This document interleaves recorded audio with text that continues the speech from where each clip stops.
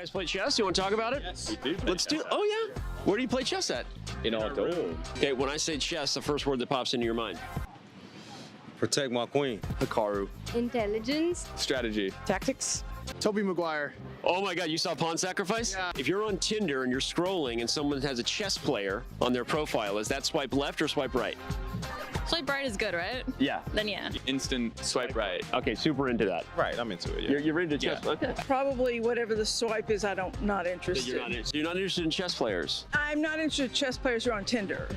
Oh, I get that. In fact, that checks out. If I asked you to name one chess player in the world, can you name a chess player? Yep. No, I cannot. Anna Taylor-Joy. Capablanca. Wow, name another one. Oh, Kasparov. If you name 5 other world champions in the next 15 seconds, I'm gonna give you $50. Karpov, Spassky, Holgar, Carlson, and Anand. Holy shit, he did it. You get $50, dude. Oh my God, we just lost $50. Whose idea was that?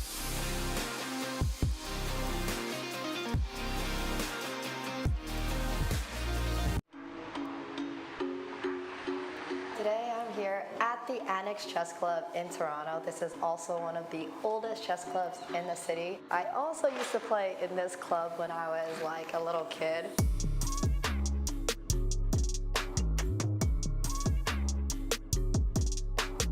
It's really cool to see that they're doing the Rapid Halloween tournament that they host every single year.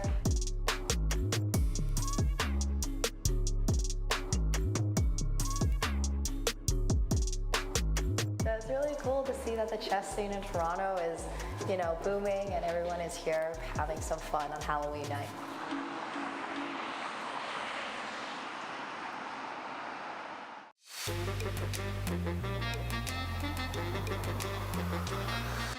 This is a Canadian $10 bill, right? Yeah. So I want you to touch it here. You see the trophy? You see this? Yes. If you can walk away with it if you can tear that bill.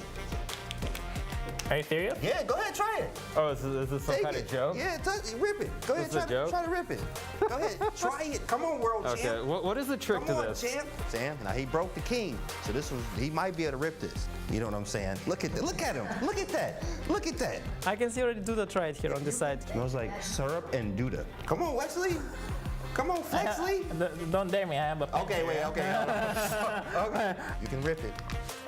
That's a strong man. Look at the straight, you see it? He tried, he couldn't do it. Can I some kind of magic trick or something? Yeah. Interesting. It's indestructible. But it has not always been like that. Yeah, I've definitely ripped a couple of his rings. So you can't rip it, and I'm gonna take that back from you. Appreciate it. Thank you. Thanks, Wesley. Yeah. Uh-huh. Yeah, we'll be here. We'll be here, big dog. Okay. I ain't got a watch on, you know that. Okay, we're back after the commercial break. And see. Right.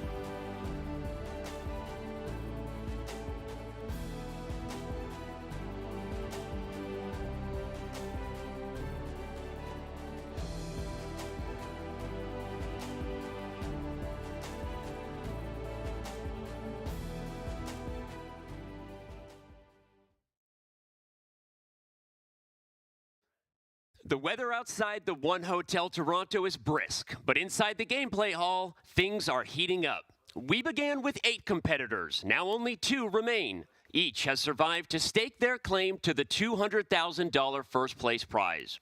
It's day 1 of the title match at the Chess.com Global Championship, and it starts right now. Yes, I was born in Vancouver. Crazy. But as fond as I am of that place, it's pretty tough not to fall in love with the city of Toronto. Natural beauty abounds inside Toronto and pretty close by. The largest city in Canada, the people here have been playing chess in clubs, in universities, and public parks for well over a century. And now this wonderful place plays host to the very first Chess.com Global Championship Finals.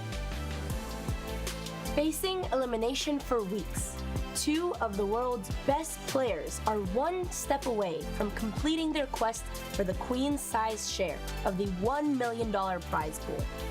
1 second now for Hikaru. He's just trying to prevent Queen C4 the rook! That was the end of his chances. Oh my god, what a finale. My wife, you're in the right place. It's time for the CGC's championship match. Toronto, Canada officially has it all. Just like my sister, Alexandra. Dude, did you write this? She's asleep.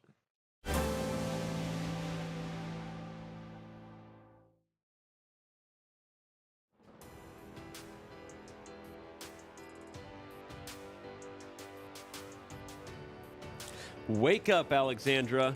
We'll make sure our friends here at the One Hotel get you a wake-up call. In the game playing hall, Wesley So is in fact wide awake and ready, as well as his mom Lotus, who is here to watch her son face Nihal Sarin, who will be coming to us from Belgrade, Serbia. Hey there, everyone. Amon Hamilton, Danny Wrench, James Canty, and Fabiano Caruana with you. We'll soon be joined by Daniel Naroditsky and Levy Rosman to call today's matches. Later, Robert Hess and Fabi will call the matches as well. Fellas, after months of competition, the day has come. It's the start of the CGC title match between Wesley So and Nihal Sarin. How pumped are we to finally be here? Danny, this is the finals of the CGC. It's all come down to this. That bracket has been whittled down to just 2 players out of the so many that we started with. So I can't wait to get into the action and ultimately crown a champion. Bobby, you just won a championship, but how excited are you to be in Toronto to watch someone else get a championship? I'm super excited. The prize fund, everything at stake, the pressure on these guys, youth versus experience, everything is on the line, and it's very exciting. Canty? Yeah. I know you had Naka. Wesley So gets through. Now Nihal Sarin. I know you're pumped to get to see this go. 200,000 on the line, I never know. 200,000. You should be happy you're far enough away from him that he can't do that. I got some distance here. Bobby, 200,000. You ain't close enough. Yeah. But with 200,000, man. I'm hyped, man. It's a lot of money today. It's a lot of money. It's a lot of money. A lot of money. I don't even want to call out that second place already gets 100 grand because we're focused on first place. But yeah, this is pretty awesome. So, all right, let's take a look at our bracket. So and Sarin won their quarterfinals matchups a few days ago. Then So got past Hikaru Nakamura yesterday, and Nihal Sarin outlasted Anish Giri. That puts Wesley So and Nihal in the championship match, starting today with games 1 through 4. As we mentioned yesterday, Nihal Sarin needed Armageddon to take down Giri. Our own Mike Klein caught up with Nihal after his victory.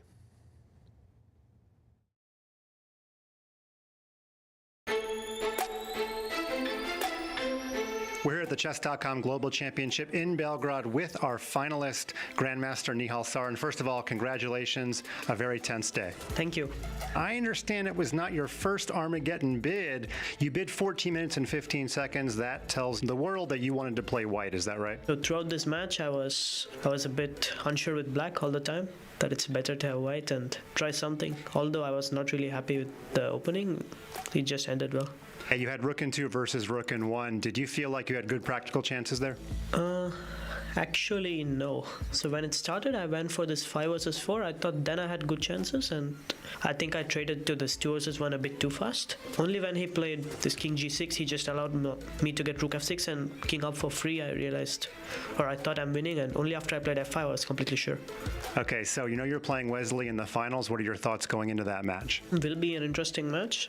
I just, as usual, I just hope to play my best chess and put up a good fight.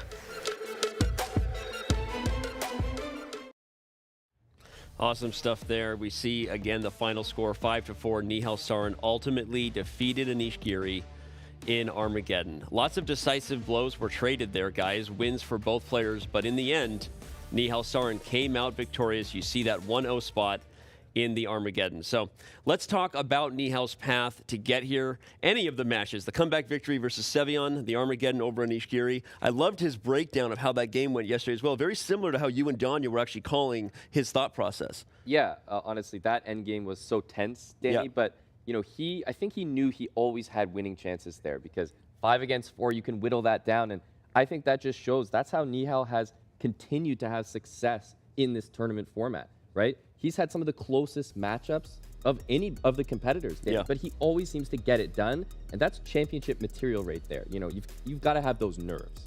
Canty, you've seen all these young Indian guys come up. We've seen them win time scrambles like that. Now you see them getting it done in Armageddon with big bucks on the line. How impressed were you as a spectator watching the big TV with me out there yesterday? Well, I know that man's a professional boxer. Sarin has been sparring a lot, and as you can tell, I mean, the guy took down Kramnik. I mean, he took down Ding Loren playing for the World Championship. That's huge. And then you took down, you know, Giri. Look, he's playing some absolutely phenomenal chess. It's in the water.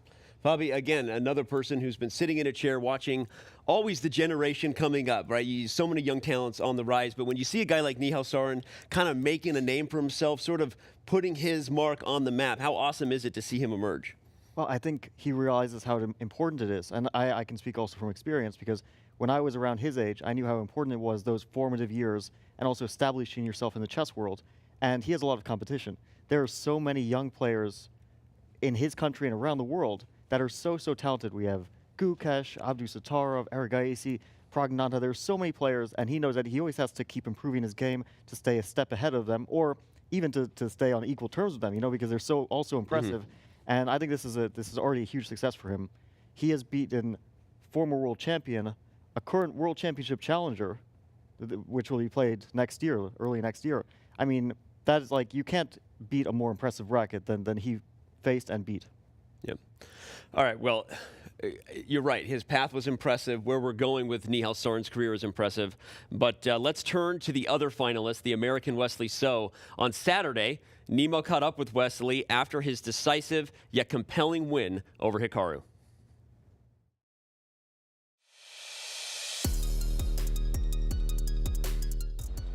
Obviously, I'm very happy.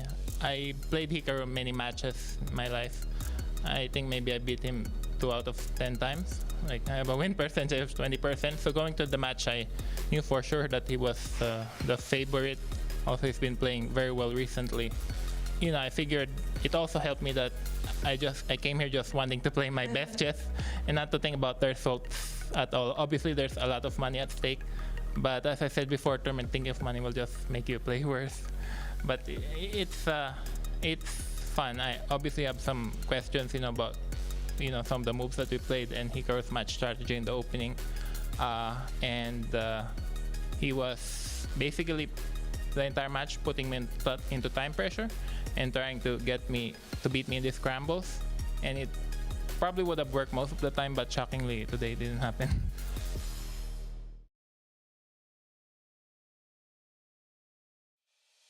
Stuff there from Wesley, and it was a great match indeed. We saw it was draw after draw after draw until the breakthrough happened in Game 7, and then ultimately that incredibly exciting Game 8. We didn't need Armageddon. It was 5-3 final, but it felt just as intense, and what a match it was for Wesley. Fabi, I want to throw to you first. You've been rivals with both these guys. You've been teammates with both of these guys. How impressed were you with Wesley to do what so many people can't do, which is beat Hikaru in those intense time scramble moments?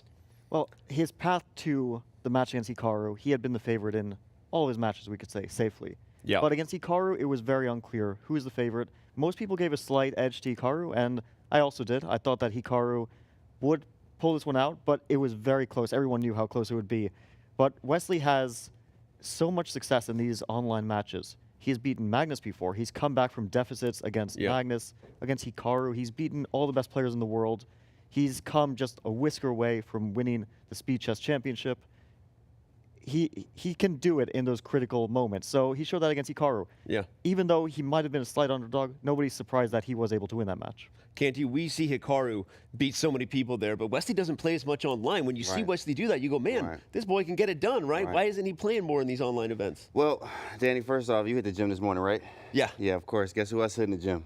Big Flexley is, okay? He hitting them weights very hard, as you can tell. This man making it. I mean, beat Hikaru, that's just a statement in itself. I mean, no matter, really, it does matter who you beat, obviously, but beating Hikaru is a statement always, especially because he wins everything, right? And he's a hot hand off the Fisher Random World Championship. Wesley was able to take him down with the engine-like play. Very sharp, but also very dull, very dull, annoying type play where you can't crack it. And Hikaru got under that pressure and then kind of fell under. So, Amon, you picked Wesley.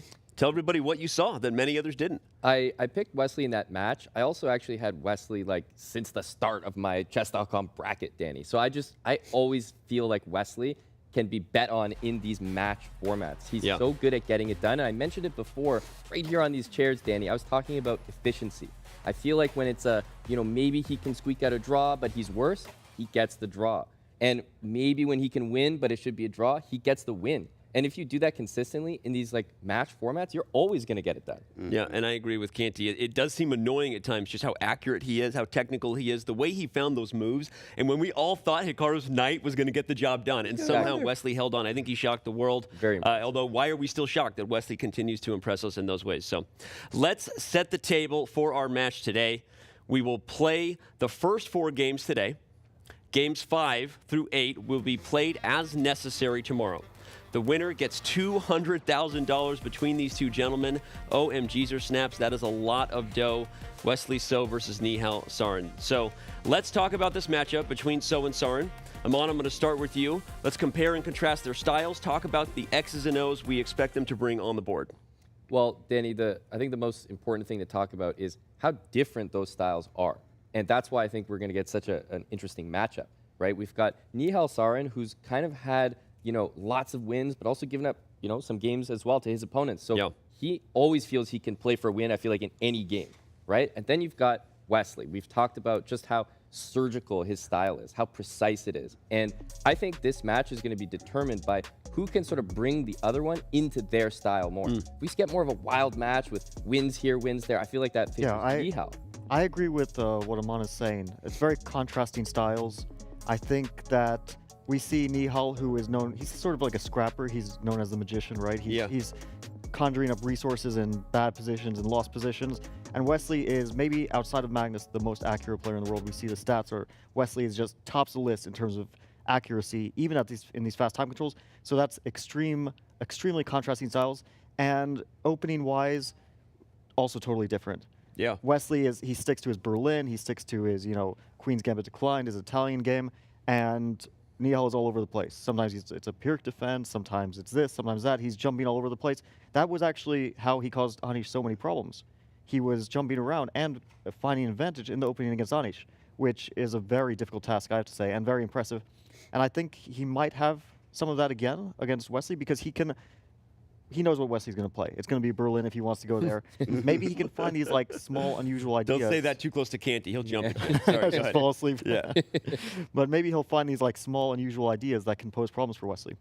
I think it's more of the Karpov-Kasparov vibes I'm getting from that. Karpov very surgical, precise, very boring, but very good, obviously. And Kasparov just trying to take your head off every single game. I see that with Sarin trying to take your head off with the extra weird opening choices, finding the resources, magician type style as well. And then Wesley just being surgical, getting the small advantage, and we're gonna take this boy to the end game until you go to sleep, right? So that's what he did with Hikaru, half point, and Hikaru was like, I'm tired of this, and then he just dropped. He just failed there. So I see the same with Sarin and Wesley today. Good stuff. Only last point I'll button it up with is that Nihal fell behind in both the other matches. Sevian lost the first game on both days against Anish Giri. I don't think he's going to be able to do that against Wesley So and live to tell the tale. So, all right, we're gonna see how this plays out. Before we do, it's time to make our picks. Amon, take it away.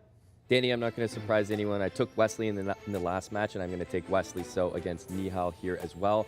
Ultimately, I think that just that maximizing effect that Wesley has is going to get the job done. He hangs on in those worst positions so well. I think that resilience is key here. Yep.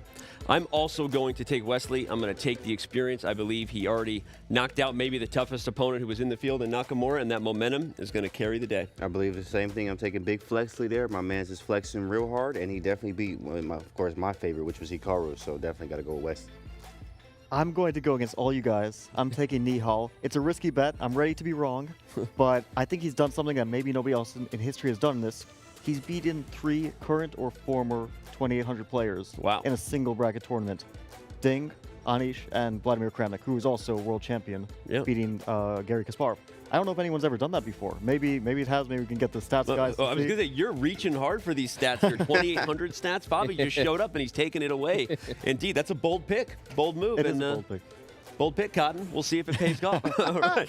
That's it for us. We'll see you soon, chat. We'll be here after each game, of course, 1 through Game 4. But for now, let's bring in Levi Rosman and Daniel Naroditsky to call Game 1 of our title match.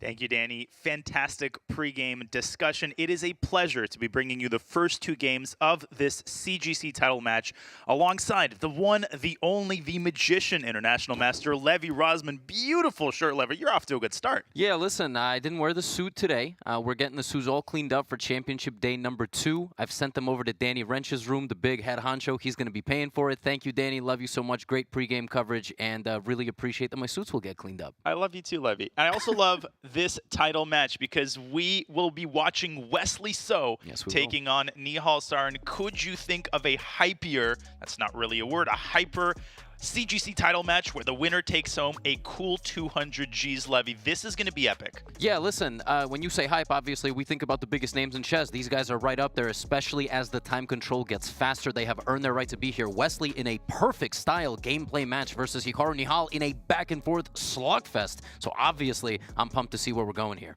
I am incredibly pumped as well. Now it's time for maybe my least favorite part. I like both of these players so much, but we have to make some picks. Levi, I'm going to throw the ball to you first. Yeah, listen, in terms of obviously deciding who's going to win the match, we got to go with Wesley on this one. I said yesterday I would pick Wesley as a favorite over anybody in the field not named Hikaru. You mean yesterday? Yes, yesterday, yes. And he took down Hikaru. So there you go. I got Wesley. Man, I'm off the ball today.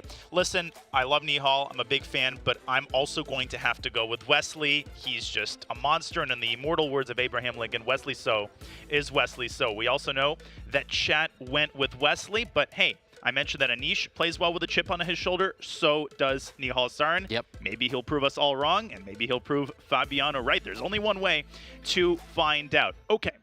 It's time for us to review the format. If you don't know the format, where have you been? But if you're just joining us, this CGC title match is a best of 8 games affair over today and tomorrow. The first to 4.5 points wins the match, and the time control, as it has been throughout the CGC, is 15 minutes plus a 2-second increment. In the event of a 4-4 tie, we will once again break the tie with an Armageddon game.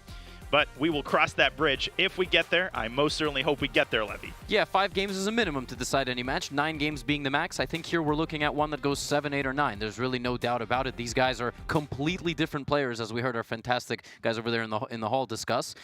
We see Wesley there. Yeah, who's that? Yeah, taking a look at that trophy. That looks pretty good. It would be nice if we had them face to face, but such is life, right? And we got the struggle to travel in the year 2022 and all sorts of logistical things. I'm just glad we're here. I'm glad we have 2 amazing players, and I'm just super pumped for a title match. Me too. It's just an honor to be covering this. We got courtside seats. We see Wesley putting on his headphones there.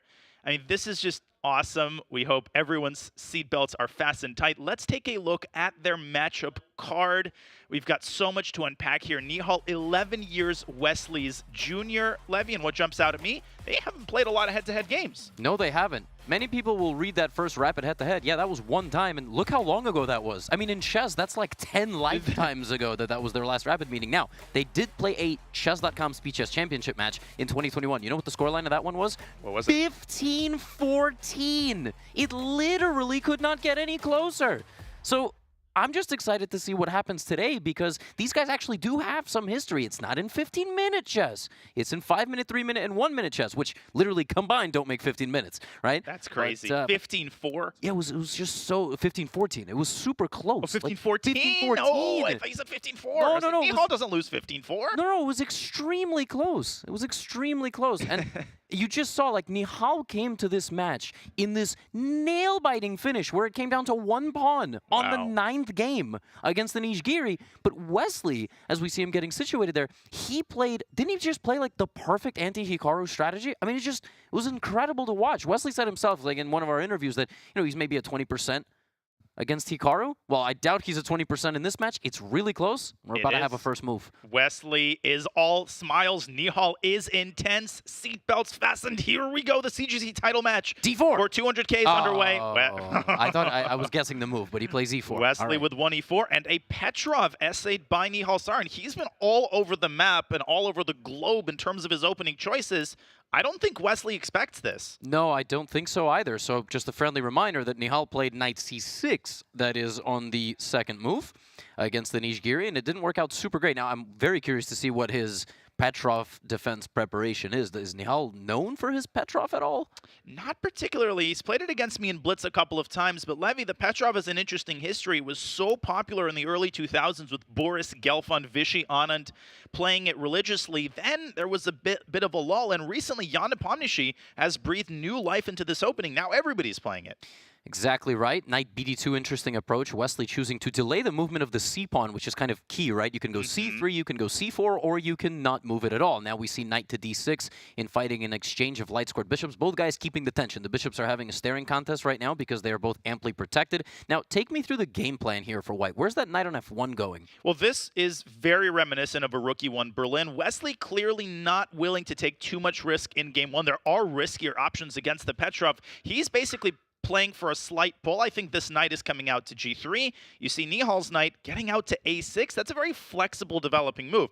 You could jump into B4, but more likely is that you're going to travel to the center to add a little bit of beef and protection to the E-file. There's a lot that's going to go on, Levy, on the E-file, and both players need to be ready to take control of it when necessary. I believe I've seen Jan Krzysztof Duda, the very strong Polish player as well, play in this sort of fashion. And one of the most fascinating things about the Petrov is that if you allow the machine to actually spit out an evaluation at first, it says, oh, white is better. Plus 0.6. Yeah, and then it goes plus 0.4. And then it goes plus 0.3. And somehow, white's early space advantage and seemingly pretty decent control of the E-file is actually not as strong as it looks. You're exactly right. Now, listen, if you have to choose a side, somebody would be crazy to choose black here. Yeah. I think white does have a slight pull, and you might ask why. Well, the queen is a little bit more active. White's the first one to the party on the E-file. That bishop on F4 a little bit stronger than its counterpart, but all of that belies the important point, which is that black has no weaknesses. Black's position is solid as a rock. Look at that pawn chain on the queen side. Everything's protecting each other. So it's not enough just to say, I have control of the E-file. That wins me the game. You actually need to do something. Yeah, exactly right. Speaking of which, game 1, and it's move 12, and Nihal has spent 5 seconds. I know it's his move now again. So the openings are once again working out in his favor. Some move order or potentially some sort of just maybe Nihal played something that Wesley hadn't looked at in a while. So now Wesley needs to spend a little bit of time, right? Knight A6, Knight C7. The thing is, black's moves here are very natural. Now I have a question, okay? As we see Nihal sort of getting the What is the meaning of life? No, not well, we'll get to that after this game is over. But who is the best content creator? Okay, go ahead. Yeah, well, H4. He's sitting right next to me. H4, Knight G5. Oh, I was just about to draw some arrows. Okay, these guys are making moves faster than I can draw my arrows. I thought white was going to start an attack. Is that what he's doing?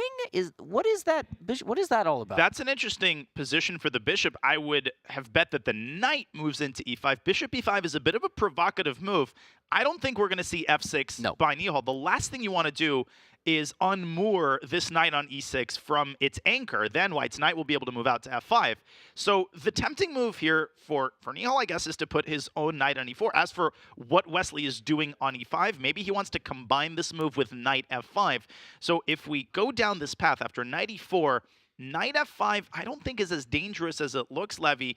I mean, even a move like bishop F6, looks pretty solid for black. Maybe there's more accurate ways of playing. There's actually no threat on the G7 pawn, so black can make a sort of neutral move like rook E8. Yeah, and slowly we're just moving all the pieces onto the E file. Yeah, look at this. Oh my gosh. I'm just Whoa. The word counter of the day is one. The Danya word counter, unmoor. I love that. That's that one I can actually use context clues, and yes, this position is definitely not good for white, but at least all the pieces are on the E file, which is chess.com will send you a little quest. Put all the pieces on the E file. I never graduated from 3rd grade, but bishop E5 has gotten Nihal to think. I think he's deciding between a more concrete approach like knight e4, maybe the immediate rook e8 should be considered. Now, Levy, it's a pretty symmetrical position. I think Nihal is pretty happy with the outcome of the opening, and it's hard to make any conclusions. I think the next couple moves are going to be really, really important. The move knight e4 does look natural, but then at the same time, it looks kind of it's just short-sighted. Like, where's the knight going after that? In fact, what is the knight even doing there? When I see the move knight to e4, I expect black to be playing the move f7, f5 as well to anchor the knight, but then you completely destabilize everything over here. And if this knight gets booted somehow, either via exchange or the move f2 to f3, not just, morphing into your own knight, you would need to move it out of the way, then white just breaks free completely. So, yeah, the move knight e4 looks nice, but are we really going to see it? I don't quite understand its merits. And maybe I discounted f6 a little bit too early. Maybe f6 should be considered. If we actually play this move on the board, it may appear that after bishop takes d6, knight f5 is dangerous, but that's just a one-move threat. Now, what's more dangerous, I think, is knight takes d5, and this is where black pays the price for, as you said, the destabilization of the e6 knight. I think there might even be bishop takes h2 and king takes h2. Queen takes d5, but then white can already grab some of the center with c4. This is kind of not the path that Nihal wants to take. Maybe c4 is inaccurate, but I think you kind of get the point.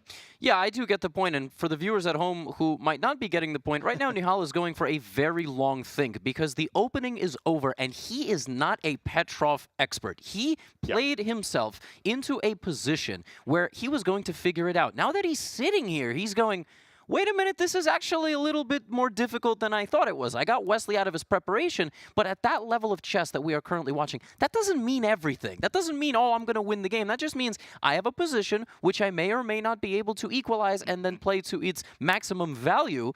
But as he's spending 4 minutes here, that's a pretty significant amount of time. He might go astray right away. Yeah, you're making a great point. Amon made this point yesterday in reference to Wesley's opening choices. Wesley really sticks to what he's comfortable with. Nowadays, you can play a lot of stuff to equalize with black. Caro-Kann, Berlin, Petrov, all of these openings have a really, really good reputation. The menu is more vast than it's ever been in terms of reputable lines, but it's not enough just to get the zeros on the engine. You have to get a structure and a setup that you are comfortable playing, and that's why these top players put such an emphasis on typical middle game plans and ideas, not just, oh, I got 0.00, I'm going to make an easy draw. You're playing Wesley So here, and Wesley is incredibly comfortable in these symmetrical structures. He gets them from the Berlin. You get them from a lot of different openings, and he's been playing the Petrov with white for many, many years. Wesley is a natural-born e4 player. That's exactly right. He's played e4 the entire tournament, and if you weren't an e4 player before this match for whatever reason, then watching Anish's games against Nihal actually would have inspired you to play e4 because Nihal was all over the place. I mean, it was tough to pinpoint him, but he was taking a lot of risks. Listen, your course is what inspires people to play. Right. Okay. Well, thank you very much. I don't know about these guys, but I will absolutely take the compliment. Now, the only time Wesley got in trouble in this tournament was when he was playing e4 against Dmitry Andreikin. The gentleman you see on your screen is not Dmitry Andreikin. That's Nihal Sarin. He doesn't play those provocative Sicilians. He doesn't have the same playing style, which is what makes this tournament so fascinating. You get a lot of different players with a lot of different styles, and you'll remember Wesley played the move d4 ultimately against Dmitry. Wesley's an e4 player, played d4 because he's like, what is this guy doing? He's playing these crazy lines, but here so far Nihal is still thinking. You know why? You know why he's still thinking? Because he played an opening. He played an opening he's not exactly familiar with, and he's going, oh God, this is actually more stressful than I thought it was. This is concerning. We're talking, Nihal is thinking. He's been thinking now for something on the order of 4.5 minutes. He drops down to 9.5 on the clock. There is a 2-second increment. We have talked so many times about Nihal's ability and time pressure, but maybe after Hikaru, I think Wesley is the worst player to face in a time pressure situation because he's so objective. He knows how to pose problems in virtually every position. No, so, it's not 4.5 minutes. He's been thinking nearly 6 minutes. 6 minutes now. Yeah, he's got 9 minutes. Because the longest not my time, thing, well, the longest time he spent was 13 seconds, and that was the move knight a6 to c7. He's been thinking about 6 minutes here. He's nearly spending half his clock time. Yeah, that's like a classical game type of thing here. 94, rook e8. We've discussed all of the candidate moves. No, I highly, highly doubt he plays 94. He might play it because he's just making sure he doesn't.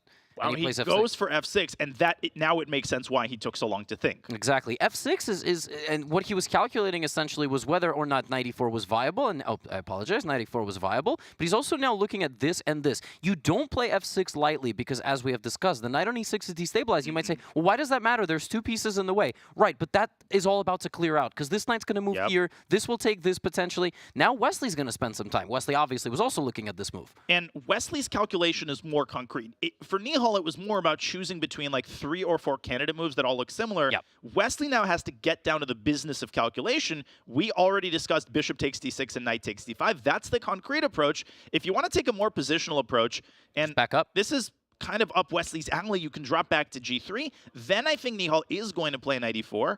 And the simple primitive approach here is just to push the pawn out to c4, put pressure on the d5 pawn. The word of the day, Levy, is destabilization, and that is what White is trying to do to Black's entire center. The moment the center starts collapsing, the fact that the knight on e6 is undefended, the fact that the rooks are not connected, all of these minor factors that might not seem important when the center is closed, all of a sudden become the defining factors of the position. By the way, I just want to do a little chess math here. Okay, so let's say this position appears on the board, right? And this knight captures this bishop. Let's just do a very hypothetical thing, okay? Very hypothetical. Black has now 2 pieces that can fight on dark squares, right? The bishop fights completely on dark squares, though.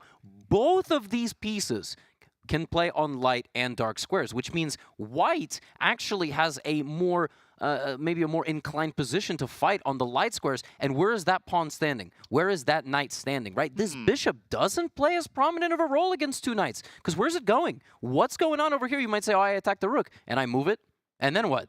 And I just kick you out. You would, and that's a great point. You would actually kill to reposition this bishop to f7, where it may appear more passive, but actually protects the knight and just protects all of these key center squares. And guess what? Wesley, he took a little bit of time. He calculated bishop takes d6, but at the end of the day, he says, I like my position. Nihal's already getting kind of low on time. Let's keep the tension. Nihal drops his knight back to c7. Wow, I do not like that. What is the long-term plan here? No, he's starting to slide off the ledge a little bit here. Right, now, what exactly is wrong here? Yeah, that's what Black wants. And what does White want? White wants this and maybe some rook move, right? Rook d1, rook e1 or something. And we're going to get this moment of tension in the center. And it's up to Wesley to now walk forward and walk Nihal down and, well, beat him up, frankly. It's like a boxer. Listen, that's not easy to do. I think what Nihal is saying here is, okay, yes, I admit that I'm slightly worse. I'm going to go defense mode, but once Black puts the rook on e8, and he might actually put the f rook on e8, I think most people would find the other rook more appealing visually, but if you put the f rook on e8, you can then slide the bishop back to f8, clearing all the pieces off of the e-file, and you can say my pawn on d5 is well protected. That actually is why Nihal dropped his knight back to c7. It was to take the sting out of the move c4. Wesley's putting pressure. Nihal's saying, you're going to make all the sort of nice positional moves, but when push comes to shove, how are you going to make progress? And there's rook e2. By the way, one of the main ideas in positions where there's kind of a unstoppable force meeting an immovable object, which is sort of what's going on right now in the white and black territory here in the center of the board, is just the random h-pawn excursion. Just h4, h5, h6. And who does that benefit, right? Does that benefit White? Does that benefit Black if White overextends? Right here, just kind of like the concept of, yeah, of course, we're going to get the rooks. Yes, now Black will probably Bishop get his rook. f8, Bishop f8, bring the other rook. Okay. But then what? Yeah, well, of course, both sides actually have a hard time finding improving moves, but I completely agree. I love this h4, h5 idea. And when you're cramped, what you'll always notice is that every additional weakness costs you a lot more. You could say, well, h4 weakens White's king. Black doesn't have the machinery to even come close to attacking White's king. Meanwhile, if Black pushes the pawn up to h5, he creates a big hole on g6. White could occupy that square immediately, and look how quickly things get bad. Black plays queen f7, boom, boom.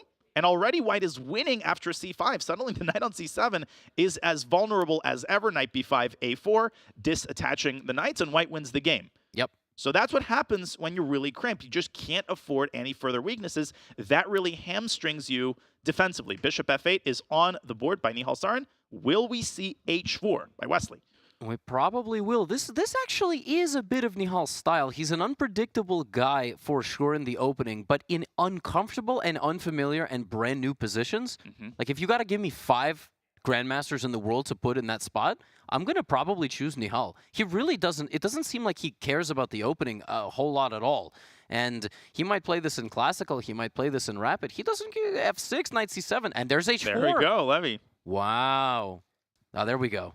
Finally. We finally I initiated it. Yes, and I almost missed it, by the way. I looked down, I know it's hard, you know, there's a lot of stuff going on. Our eyes are on all the cameras. Rook a to d8 by h5. By Nihal. Yeah, h5 is the natural follow-up, of course. I would bet a silver dollar that we see this pretty quickly. But Levy, also let's not forget Nihal's match against Sam Sevian, the way he pulled out those -10 positions with his king getting checkmated.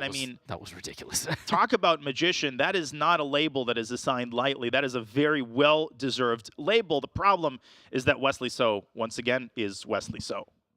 I'm really confused what is the way to make progress here for White. Okay, White plays the move h5. And by the way, Wesley's thinking because he's not sure he wants to commit the pawn that far. Yeah, I suppose so. I mean, I would start with h5. What you're, I think, implying is that if you push the pawn all the way to h6, then the pawn could become a serious liability after black pushes g6. The placement of black's bishop is then justified. The queen on d7 does a great job of controlling these light squares, preventing knight f5, and you most certainly don't want to play the move c5 too early, because then you take your foot off the gas pedal, the knight entrenches itself on e4, and White ends up making backward progress. I'm positive that that's what Wesley was thinking about, not whether he should play h5. He knew you wanted to do that. He's thinking about the future. What's next? Now, my question is, are you taking on d5? Is that where all of this is headed? Are you going to take there, try to isolate a pawn, try to jump around, get in there to f5 somehow? I do think we are likely to see a bishop takes knight at some point. I think Wesley's likely going to get a 2 knights versus a knight versus bishop situation, at least to try to occupy that f5 square. Will that lead to an attack on the king because this pawn is restricting the play over here? Or will it lead to a focus on this pawn? Or will it lead to an infiltration in the long run onto the queen side? I don't know. I really have no idea what's coming next in this position. Neither do I. I just want to clarify that knight e4 would be jumping the gun here. And I wanted to show why this move fails. It fails, maybe, I mean, black doesn't lose, but after bishop c7, queen c7, that pawn on d5 is under a tremendous amount of pressure. White is a very simple tactic. Knight takes d5, taking away the defender, then White takes on e4. This is just completely winning for White, I would say. I mean, I don't know, but look, I mean, black can take and play rook takes h5 all of a sudden. But look at White's e-file. Control, check. No, this is the worst case scenario for Black. A computer is trying Computer's to find laughing at everything I'm saying, but, you know, I'm used to that. I'm used to that. Yeah. I mean, anyways. Look, practically, okay, queen f7. Again, it all comes down to practical. Yeah, the players don't see the eval bar, the players don't see the computer. So yeah, there you go. The pawn's under attack. He's trying to make him pay. He's trying, and maybe that's what Wesley was thinking about. How does White defend the pawn here? Actually, do you have an answer to that? No. But can the pawn be taken? Yeah, that's a good question. So let's make a random move for White, like bishop h2. Yeah, bishop h2, sure. Queen if the pawn is captured, White has the c5 trick. Right, c5, yeah. Well, back to the c5. And knight db5, a4. But Levy, this is not a very, I almost called you Wesley again. I've managed to avoid it thus far. This is not a very sustainable defensive idea. I mean, I'm pretty sure the black can play a move like rook d7. These knights can be defended. The c5 problem can be addressed. And if White loses the pawn on h5, all of a sudden, we start singing a completely different tune. That's absolutely right. Actually, it's quite concerning. For some reason, I thought I just get to push my pawn to h5 and just keep it there. It's much easier to push other people's pawns. And sacrifice other people's pieces. Correct. Move other people's pieces. Yes, exactly. Wesley's going to have to potentially sacrifice his own pawn on h5 because, as we indicated earlier, h6 is incredibly tempting. Black's most definitely not going to take on h6. Black's going to push g6. This bishop is such a heroic defensive piece. That's what I love about chess. Yeah, it's a great defensive piece. I'm just going to kind of show that to the audience. Also, Black just gets a little porcupine action going on. Literally every square is covered. I mean, good luck. Yeah, no, that You're never fifth ranked defense. And look at White's knights. They used to be sitting pretty. Now they have no prospects. Players have spent about half their time. Yeah, at look this at the clock. Wesley now. He's the one taking the long this is a fantastic game one. What more can we ask for? We have totally different styles. We have totally different ages, totally different pedigrees and tracks to this final, and we have a very tense position with even clock time. Yeah, and this is what great form means. You know, Nihal took those 6 minutes. After he got the slightly worse position, he found the ideal defensive setup. He put it into effect, and now he's reaping the rewards. The ball is firmly back in Wesley's court. The pawn on h5 is hanging, and Nihal's saying, congrats, you doubled your rooks on the e-file. Where to from here? I actually don't know. In fact, I'm sort of struggling to find the move here. No, I know. I'm procrastinating on suggesting a move because I don't know what to play. Do you force the issue on d5? We already decided you don't want to shut this all down because actually black just immediately seizes control of the game. But what do? Can you play knight h4 and try to put the knight immediately onto f5? But it doesn't feel like you're in any position to call the shots. No, you're not. And the problem with playing c takes d5 is that, of course, you don't have the c5 trick anymore. So after the trade, yeah, the d5 pawn is weaker, but so is the h5 pawn. Wesley plays a4, making sure that queen takes h5 is impossible. Now black doesn't even have the b5 square. But what if Nihal reinforces the threat by bringing his rook up to d7? Queen takes h5 might be the first threat that black has posed white this entire game, but it's a serious threat indeed. It's a serious threat. That was the longest that Wesley has thought on a move thus far. It took 2 minutes and 46 seconds for him to come up with a4, and I got news for you. a4 doesn't do a whole lot.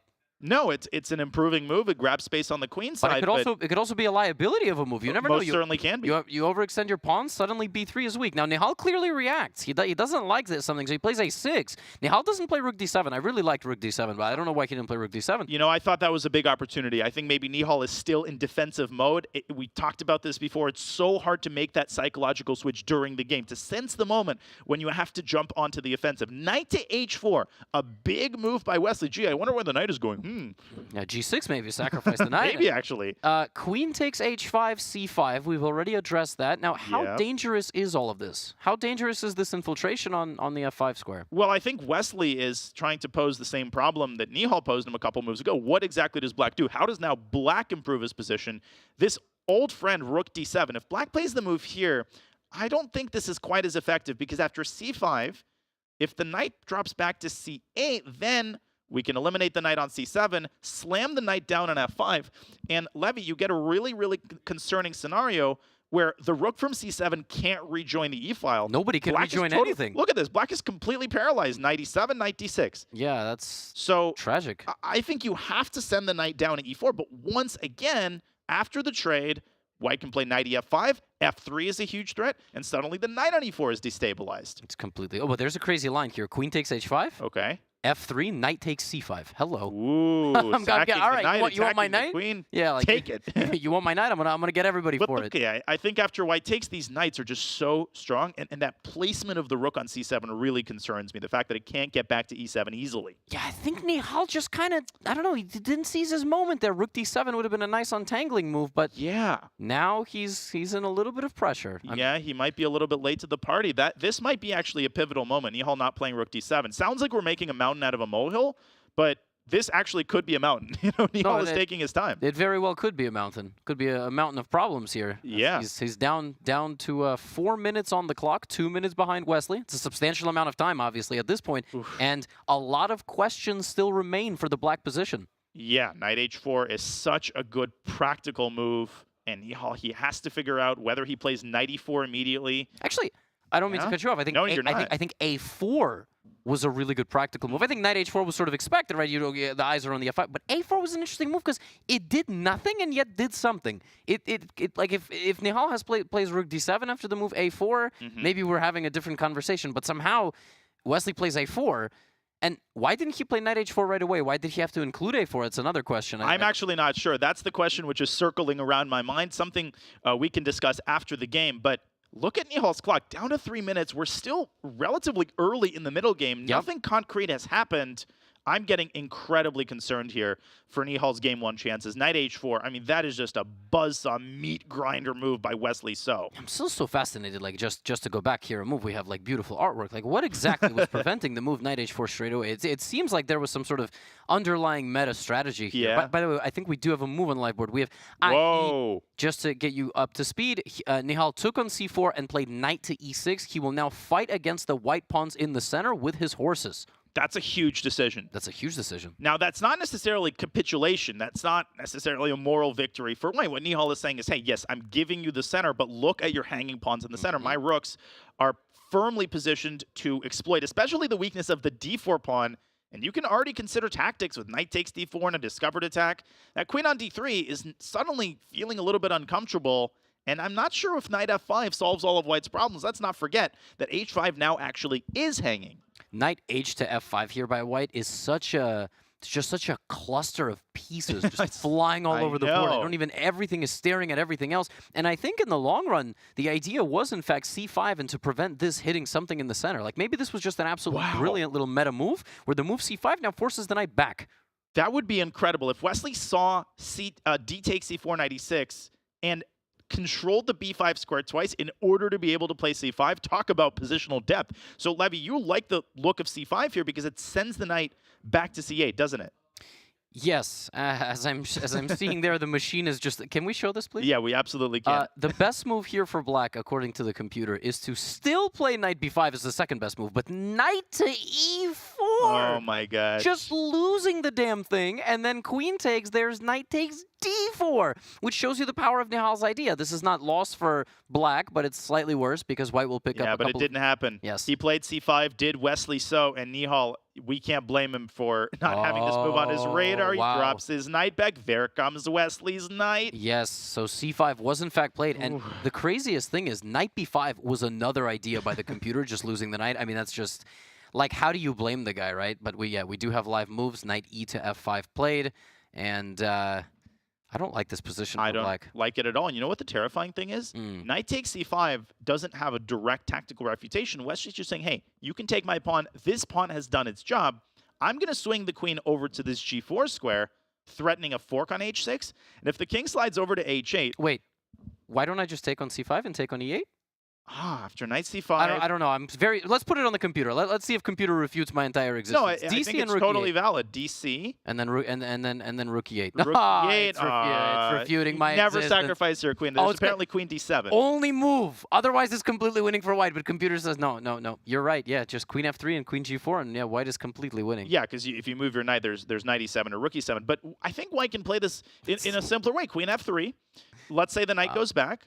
Queen g4, and just look at all of these threats. And Levy, what I wanted to finish with is that here I think knight g6 check just ends the game on the spot. You jokingly mentioned this move. You knew it would make an appearance one day. Oh my gosh. Yeah, and let's just show that line down to the end. And by the way, that is on the board. It's on the board. I think we should just rewind to the current position. Yes. We might see this. Yeah, we might see this. Queen f3 is a savage idea. Just ignore the loss of the pawn with a tempo. Queen to f3. And this entire game is categorized by... characterized by the fact that white got the lead in development and the easier free-flowing play. Nihal kind of played an opening that says, no, I want to restrict you, and there's queen f3. But just look at this precision, Levy. I mean, we almost take this for granted. I mean, this is just... He's a scientist. I mean, he's just playing with just surgical, or he's a surgeon. Whatever analogy you want to make, this game one is just amazing. Yeah, this is tremendous stuff here demonstrated by Wesley So. And just to tie my point together, he had the early lead in development. Nihal played an opening that's very restricting, very much come at me and I'm going to defend. And he just didn't. He just didn't defend the right way. Wesley finding this critical a4 idea. There was one critical move in this game. One. The move that Nihal just played a6 and not rook d7. He did not seize control of the position when he had a chance. Wesley lulled him to sleep. Nihal just assumed that Wesley has no follow-up, so let me also just make an improving move, toss the ball back into Wesley's court. But Wesley saw one step ahead. That was an amazing idea. 30 seconds now by Nihal. His position is completely lost. The queen is coming to g4. Levy, how can you defend with 4 pieces, technically 5 pieces, all sitting on your back rank? The knight on c8, totally out of the game. I think it's time to administer the last rites here for Nihal. And he ends up taking on e2. With the queen, which is fine. Queen takes and... Yeah, queen g4 next. Basically a pre-move. Like, you give away everything on the queen side. He doesn't care. Wesley is now up. Oh, look how quickly he played that. Yeah, like pre-moved it. He No, literally pre-moved it. A little bit dangerous. Nihal could have played queen takes h5. Yeah, oh my gosh. Queen d7. Let's not totally count him out. We have seen crazy comebacks by Nihal, but somehow I'm so pessimistic because it's Wesley So on the opposite side of the world. I was going to say the board. He's technically on the opposite side of the globe. Can you go knight g6 anyway? I think you can play just about Throw that in there. Yeah, knight g6 is just a dagger. I mean, feels like I think queen f3 was the dagger, but... This is another dagger. Can be more than one. I suppose so. Not in a basketball game, though. Hit a game when you hit a shot to take a lead late in the game, there's not 2 daggers, but I guess if it goes to overtime afterward. No, but then the first dagger wouldn't be a dagger because then it wouldn't have won the game. Anyway, back to the game. I think you should avoid knight h6 check and trading queens. I think if you do that and play rook e8, I won't necessarily make these moves, but black can then take on h6.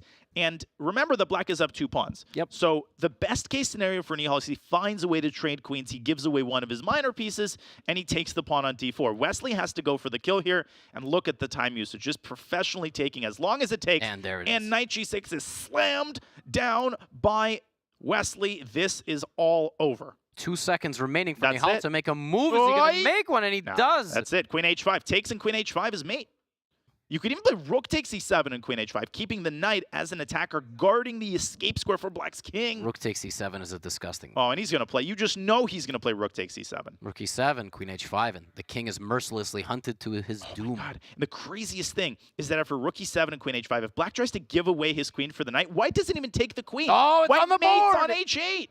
Okay. That's it. Takes in queen e6. Queen e6, and I think Nihal will resign. It's mate in 3. What? Unbelievable game by Wesley. That was a spectacular first game, a statement Perfect game. Perfect game from Wesley So from start to finish. He hops off the stage. God. Hopefully doesn't Tony Ferguson his knee or something. Like in that 4th fight against Khabib, he walks out. What a convincing first game by Wesley So. I mean, this was not just classical level. Even if this were a classical game, this would be a masterpiece. Still, the score, ladies and gentlemen, is 1-0 in Wesley's favor. He leads the CGC title match after a spectacular first inaugural game. I have to say, that was just tremendous. He played e4, and he wanted to see what Nihal was going to bring to the table, and what Nihal brought to the table, Wesley just smashed against the wall. He said, this is not going to work. I don't think we're going to be seeing Nihal play another Petrov for the duration of this match, because we saw the same thing in the match against Anish Giri, right?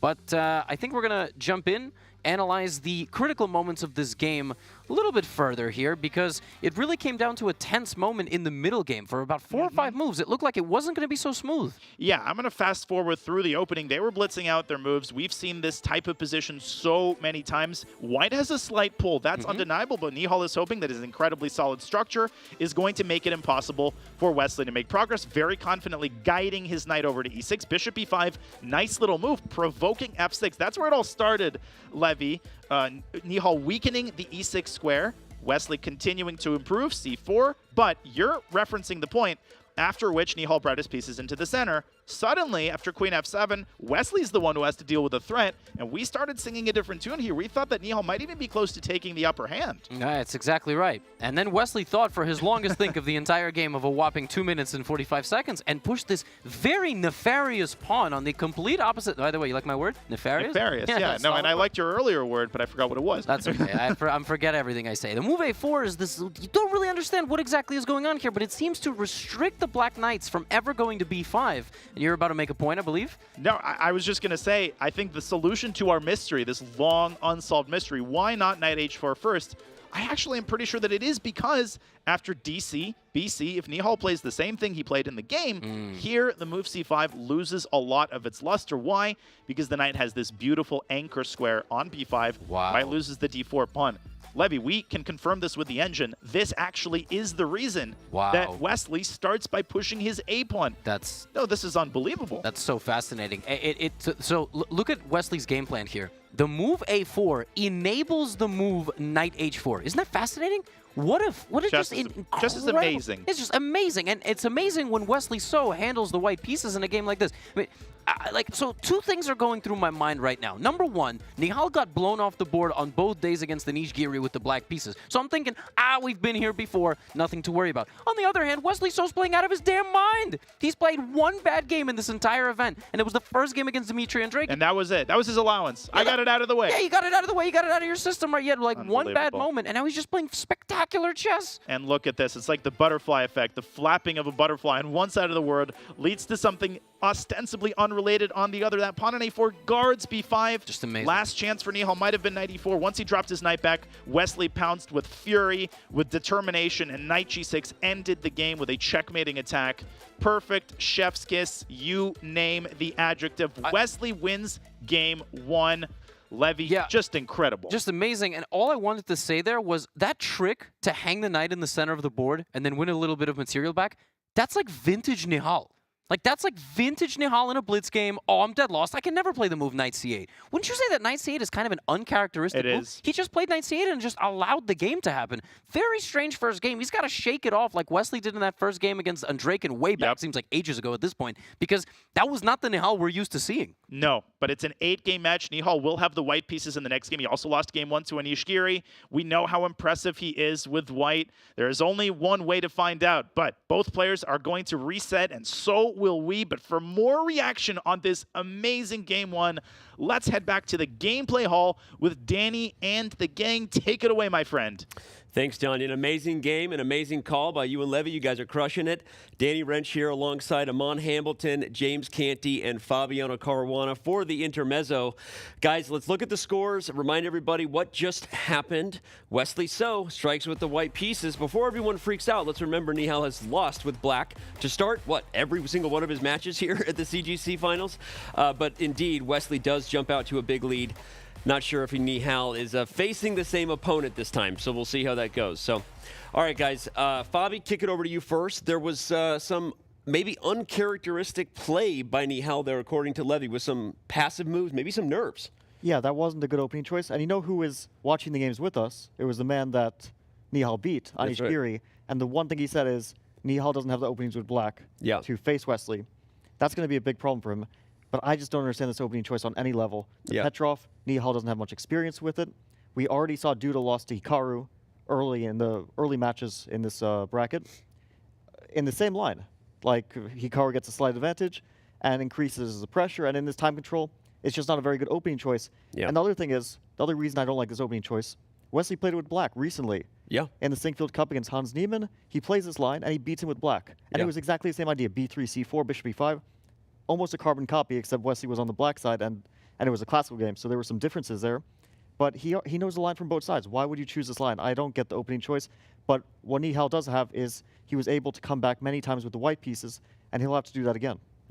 Canty, let's throw it to you here. Wesley played incredibly well, regardless of Nihal's bad opening choice. Wesley was dialed in there to start this thing. I mean, look, hey, you know, when you pump like Flexley is, bro, I mean, you're going to see it. You're going to feel it. And actually, Wesley played very good chess. I mean, there's nothing else to say there. Really, he played excellent. I mean, Nihal tried to get some chances there. He played up, obviously, the Petrov's not in his repertoire, which is playing stuff. He had that again with Giri. I think the psych part or some decisions in that black opening repertoire is definitely going to have to be tweaked and changed ASAP and come back in here. Of course, we have the white pieces in the next game. Hopefully, he can try to strike there. But like you said before, Wesley, you can't be doing that with Big West. Like, Big Flex going to take you down. You know what I mean? Like, he already took Hikaru down, his other guys, right? And now it's the Sarin's turn, but he cannot slip up again like that again, especially going to the next game. You bring up a good point. Like, you can't slip up against Wesley. That's the thing. He's going to punish those mistakes.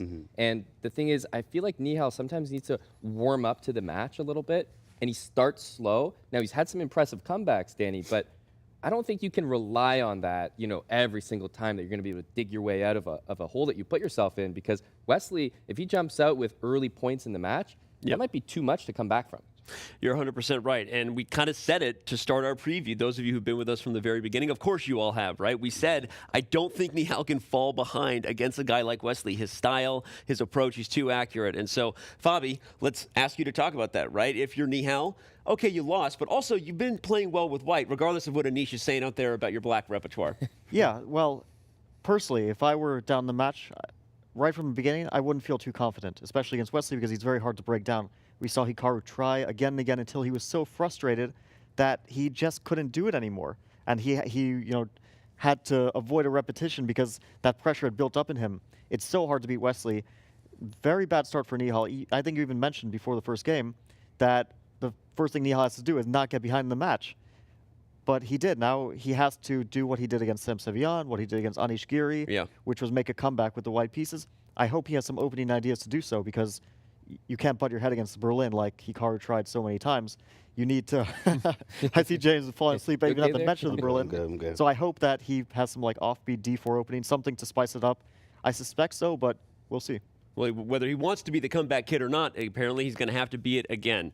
All right, well, we've only completed one game today, so we are far away from a potential comeback or Armageddon scenario yet. But yesterday, Nihal Sarin and Anish Giri battled in an Armageddon battle that Robert, Fabi, and myself watched outside very, very closely.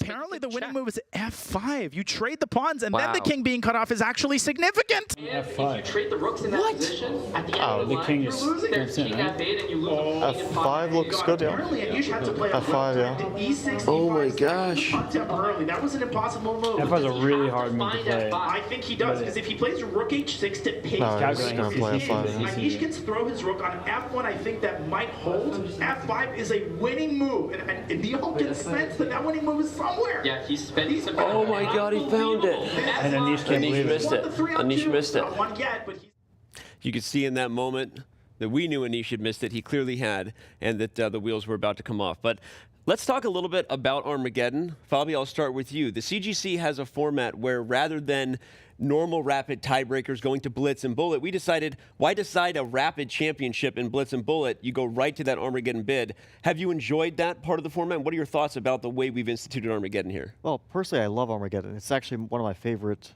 chess formats. And the bidding process, it adds a different element. It's something that I'm not too used to, but I gave it some thought since it was sort of important. I would have to think about, what I would be comfortable with playing with the black pieces, playing with the white pieces also. The number that I came at is around 11 minutes, 30 seconds. That would make me feel like it's balanced whether I were playing white or black. But I see most people seem to go a bit higher. And even Nihal went 14 minutes, 15 seconds in that game. I think he wanted white. He wanted white at any cost. But to me, that's a bit crazy. I mean, 14 minutes, 15 seconds. What if the guy goes 13:59? Right. Knowing that you want the white pieces. So he's like, I'll take as much time as I can get. And then you're left with a 1 minute. I mean, 1 minute got squandered so quickly. Right.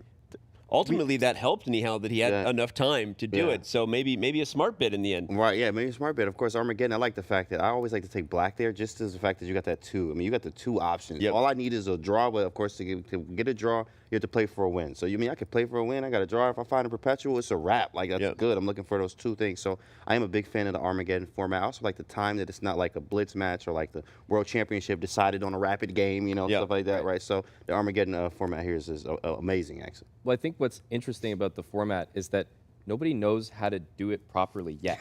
And that's what I like about it. You have these guys who are, the best in the world at this thing called chess. And, well, now we've added this extra element, this extra layer. Suddenly, the wrong bid, you might just be 2-3 minutes off, and the bid is enough to lose you the game or put you at a severe disadvantage to start things off. So I just like how suddenly there's that extra layer, Danny. It's like another metagame. Another metagame. Yeah. And on that note, you said that people are making a wrong bid. I'm going to give a shout out to Daryl Morey, my boy, Philadelphia 76ers GM, who was texting me mid-bid. He's like, none of these guys know the meta. That's a horrible bid. He's like, I can't wait for you guys to do more of this because he loves that kind of analytics, advanced stuff. So shout out to Daryl who's watching. And he thinks Grandmasters have something to learn about these Armageddon bids. It's definitely a joy to watch regardless, and we have enjoyed our time here in Toronto this week. But one of us is from here, and that's you, Aman. That's right, Danny. Spent a lot of time in Toronto. I call it home. And recently, I was able to check out the Madison Pub, which is a great place to play chess.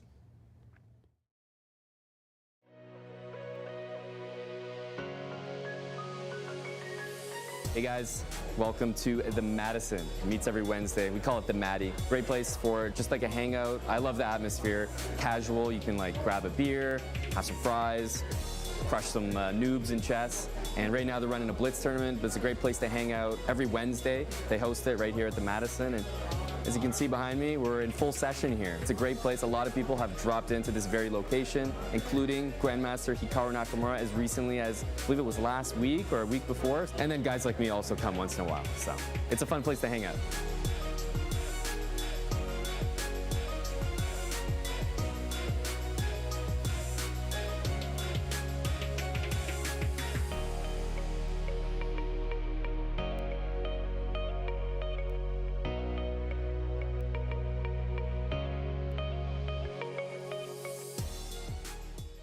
That looked like a lot of fun, but it also looked insanely packed. Is that because they knew you were coming, or is the Maddie always that happening? Honestly, I'd love to take some credit here, Danny, but it's just that happening. It happens once a week, so you know the time, you know the place, and everyone just shows up. So it's a good time. But I can't take that much credit. It wasn't me, Danny. It's just Come that on, much. what are some other great places to play chess in Toronto? Well, Fabio, the thing is, it's not just that, right? There's the pub style, but there's also like the outdoor element, right? So you have some parks in downtown, Nathan Phillips Square. It's a great spot, Yep. right? And then you also have chess in the park where they just pick a different park all across Toronto and it kind of rotates. So you see the city as well as get some chess games in. Nathan Phillips Square. We were talking about that. Yeah, Nathan Phillips Square. You know what I mean? I love the Toronto, baby. I was at out here when I got here and I had a poutine, right? And I'm sure y'all saw the film there. Yep. It was nice. I ate it and then passed out. It was amazing. It was so good. And then Berlin I got Berlin. It was a Berlin poutine, right? And then a waiter challenged me to chess. He was a very strong 1070, in fact, right? And then we took him out, so we got some footage of that as well. So lots of chess here in Toronto. I'm loving it. Who won? I won that one. Okay. I mean, it was easy. Despite being tired with all the poutine? It's nothing, man. Look, I'm a Jedi. You know what I'm saying? Like, all right, well, before we take a break, let's remind you that Brave means private browsing and so much more. By default, Brave blocks ads and trackers on every page and video you visit, even on YouTube. No ads means up to 3 times faster page loads, faster streaming, and faster playback. It also means 35% longer battery life while saving on mobile data and internet bandwidth. For Android, iOS, and desktop, get the best browser for gamers, streamers, and creators. Switch in 60 seconds at brave.com/chess. All right, much more to come from day 1 of the CGC title match. We are off and running, and game 2 is right around the corner. We look forward to lots more fun from Toronto when we come back. Subscribers, stick around. How brave will Nihal Sarin be? We got exclusive content coming your way.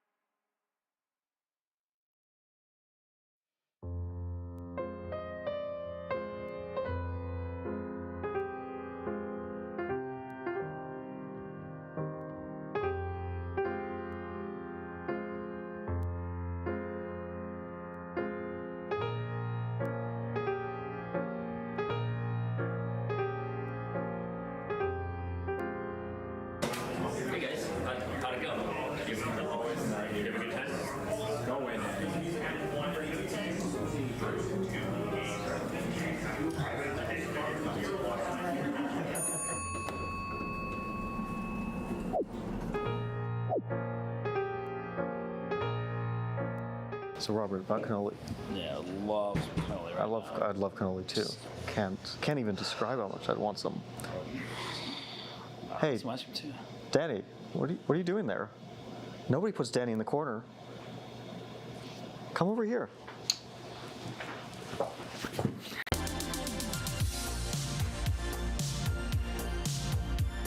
Check out Chess.com's newest mobile release for Android and iOS, now with Game Review. Game Review is a fast, fun, and instructive guided review of your games. See your accuracy and your opponent's accuracy. Check out the eval graph for an instant overview and scroll down to see how many great moves, best moves, blunders, and yes, brilliancies you have played. Learn from Chess.com's coach who gives move explanations, opening statistics, and shows you the best lines of play. Use retry mistakes to get another shot at finding missed opportunities. Game Review is available today on both Android and iOS. Download our app and try it yourself. I'm very excited. I mean, I have to fight for my spot because there are always other players, other younger players. Yeah. But I like the game. Give your best, see what happens. I just want to play some good chess. So Wesley, are you excited to be here this week?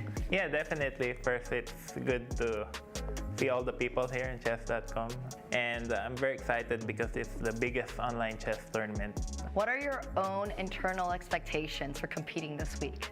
I really look forward to it. You know, there are 8 games. Knockout's my favorite tournament format. Okay. Yeah, it's interesting because, you know, you don't know when you're going home. As long as you don't lose too many games, and you still got a chance. How is preparing for a rapid tournament like CGC different from preparing for large over-the-board events? 6 years ago, most of the tournaments were classical, but this year we're really moving it online. Also, faster time controls, speed chess. So you gotta be very good in blitz. You gotta be very good with the mouse. And also practice makes perfect. Thank you so much, Wesley. It's been a pleasure having you.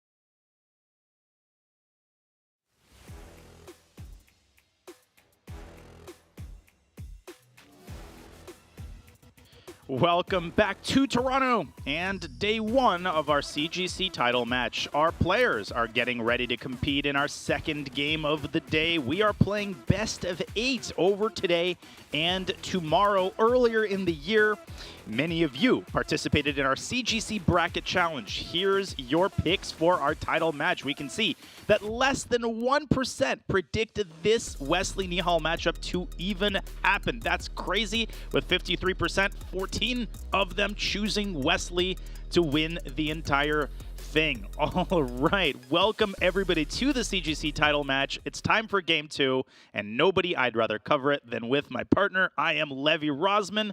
Levi, what an epic game 1. I'm just so excited to be here. As I said right before we went to break, it's basically the same storylines in multiple cases. We saw Nihal Sarin get taken down in both games 1 of the last 2 days. Well, what's 3, right? 3's the charm. But does that mean that Wesley has the upper hand moving forward? Or does that mean that Nihal is about to strike back?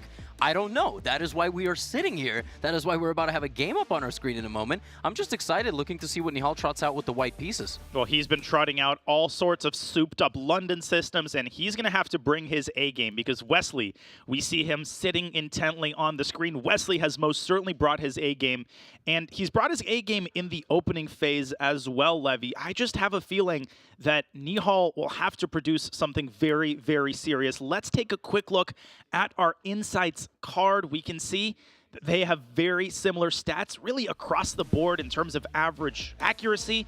A lot more of Nihal's games reach the end game phase. That's kind of, I don't know if that's a bad side or a good side for Nihal. Well, I think the thing to think about here is Nihal plays a lot more wild games, as you can see there. And as you said, his games make it to the end games, right? And the thing about the end game is that he's probably winning those games, as we saw yesterday against Anish, in scrambles, in low-time situations.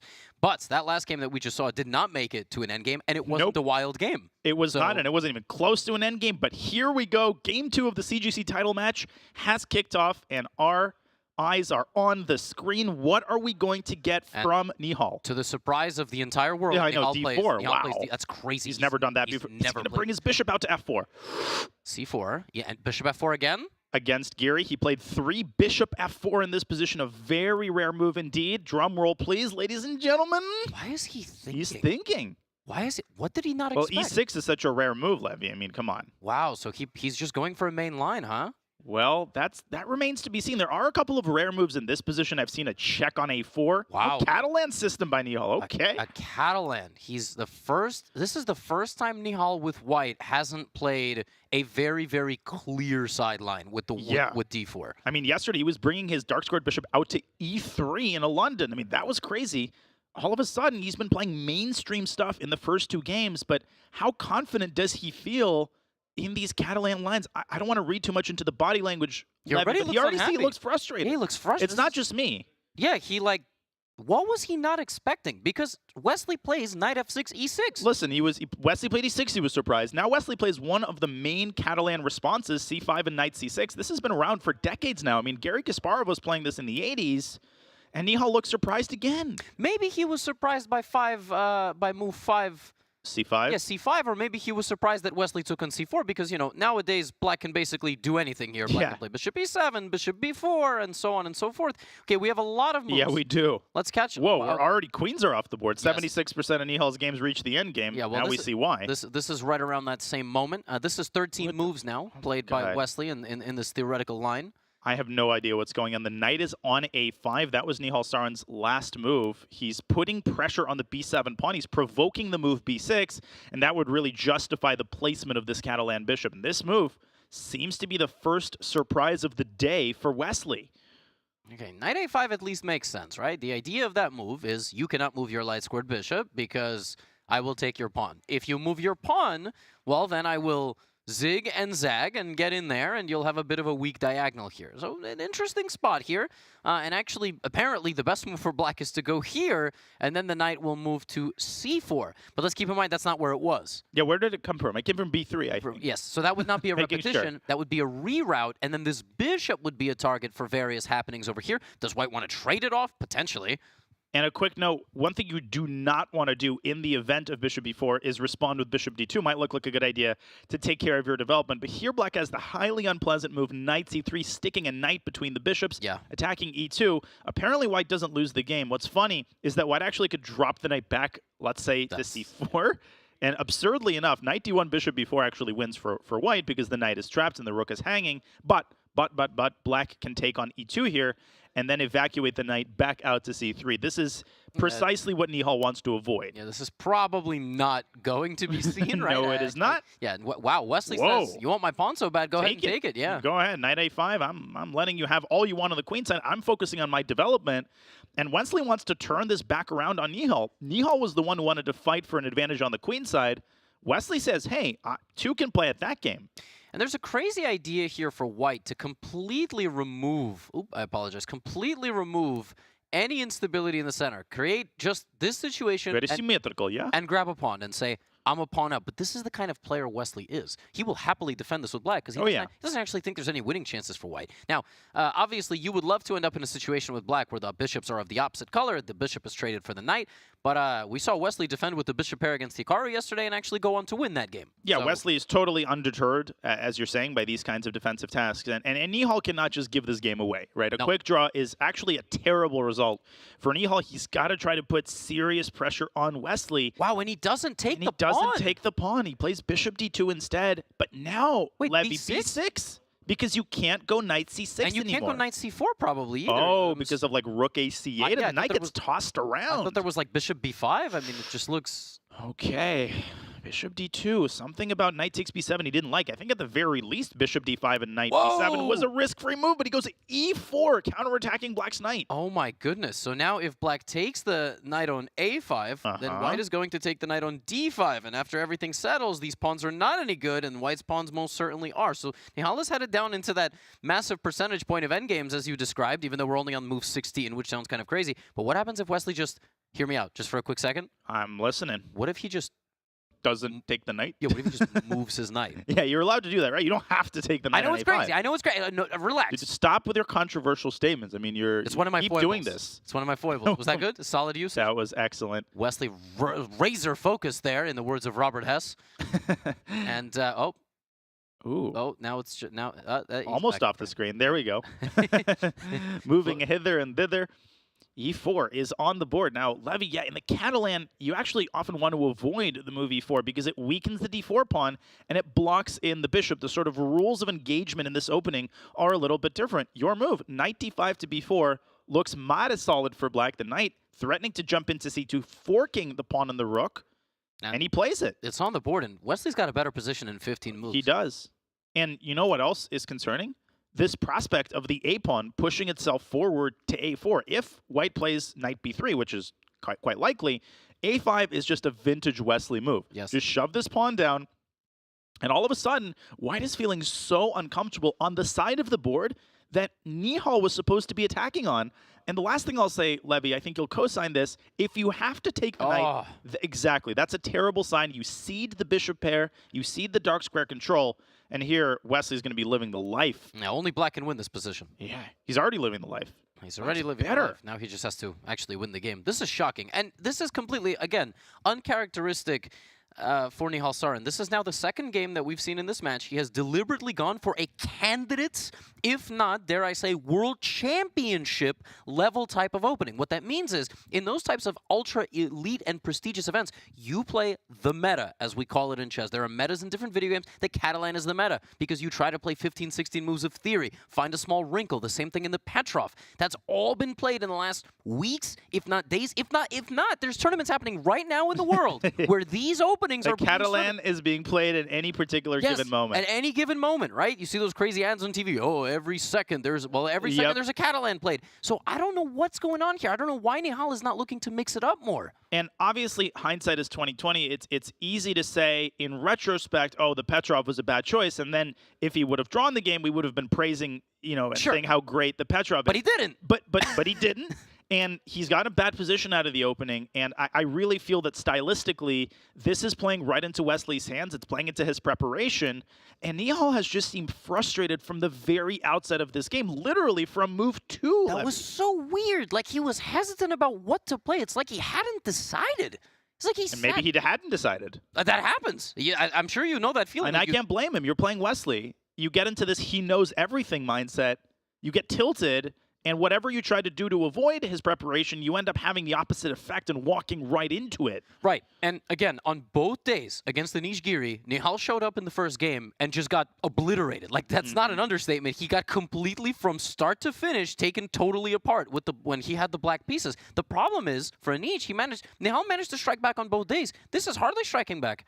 Yeah, and that has been one of the most impressive qualities of Nihal, his level-headedness. He really never gets tilted. He's so composed in every situation, but dare I say, it almost seems like he's lost his composure here in the early going. But the silver lining is that white should not lose this game if he defends very, very accurately. Although I don't even know if that's true.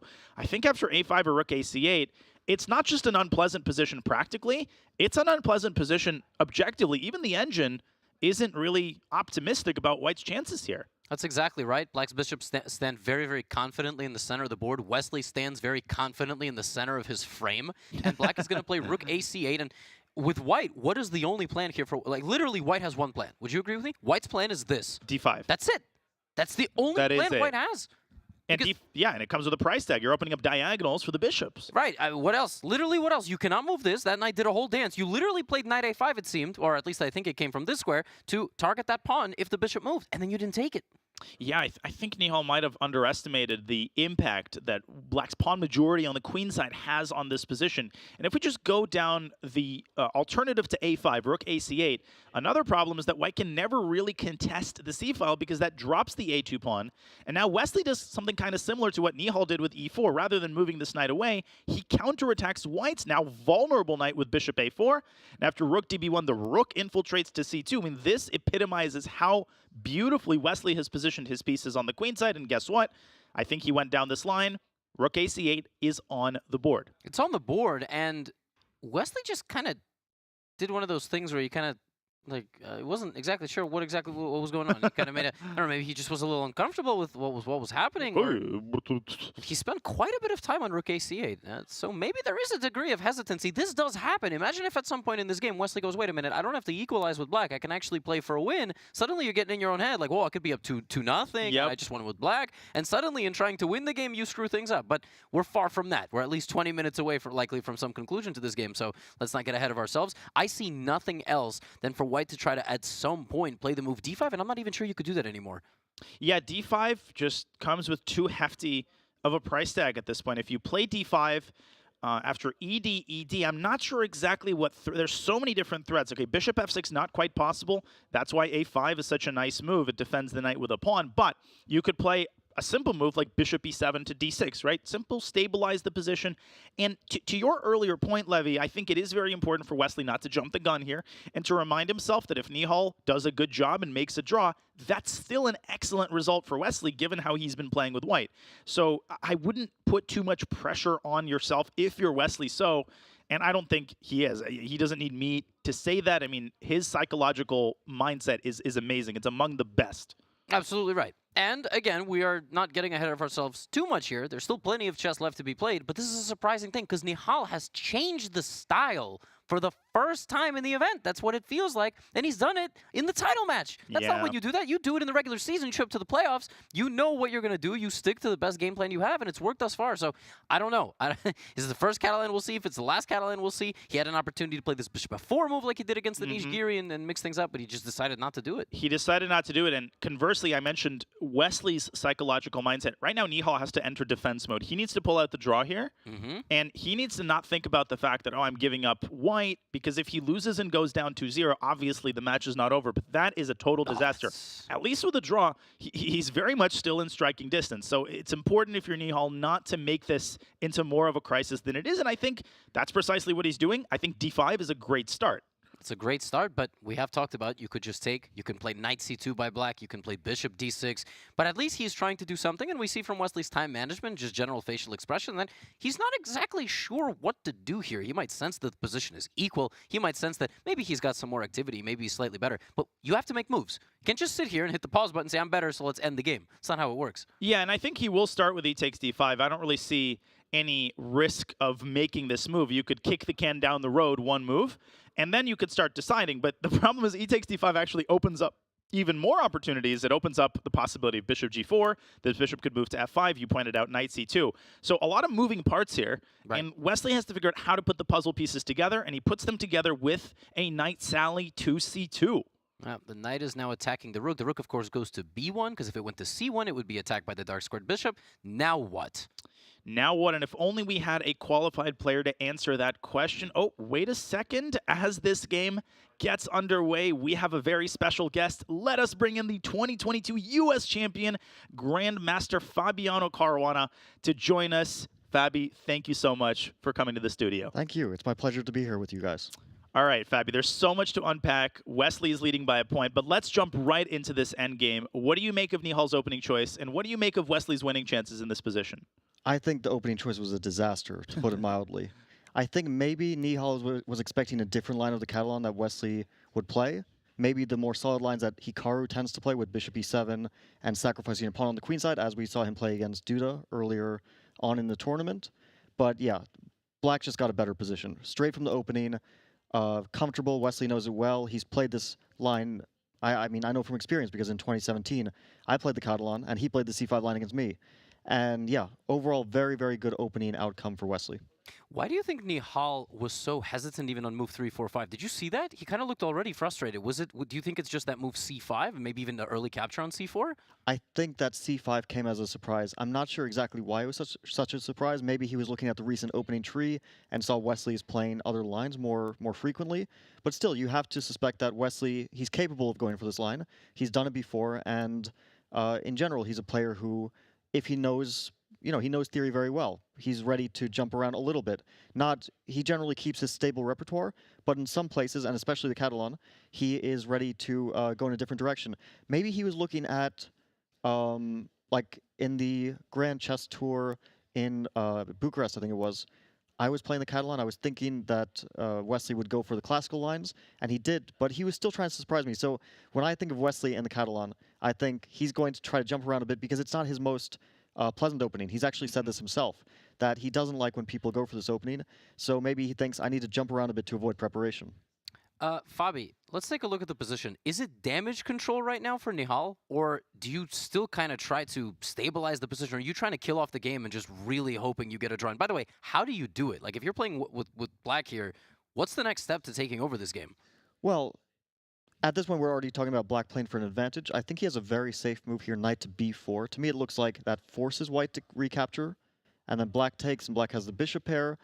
White might, find a way to draw this position because material starts to get limited, and maybe knight d4 to c6, but yeah, maybe knight c6 here, and Black can't win a pawn because of tactics, at least immediately. But again, Black has a bishop pair. D-pawn is solidly blockaded for the moment. There's like bishop c5. Maybe bishop c6 is probably also a draw. But yeah, I don't think that White really plays for an advantage. But Nihal, at this point today, I think he really needs to end the day with -1.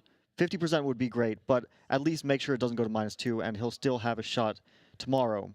So he just has to make sure not to lose the game now. Wesley's thinking about how to increase the pressure. There's like moves like bishop g4, there's knight to a3, there's, some moves which are more ambitious, but also might involve an element of risk for Black. And from Wesley's tournament point of view, match point of view, it makes sense to just play knight b4, trade off pieces, and go for a solid position. Yeah, I agree completely.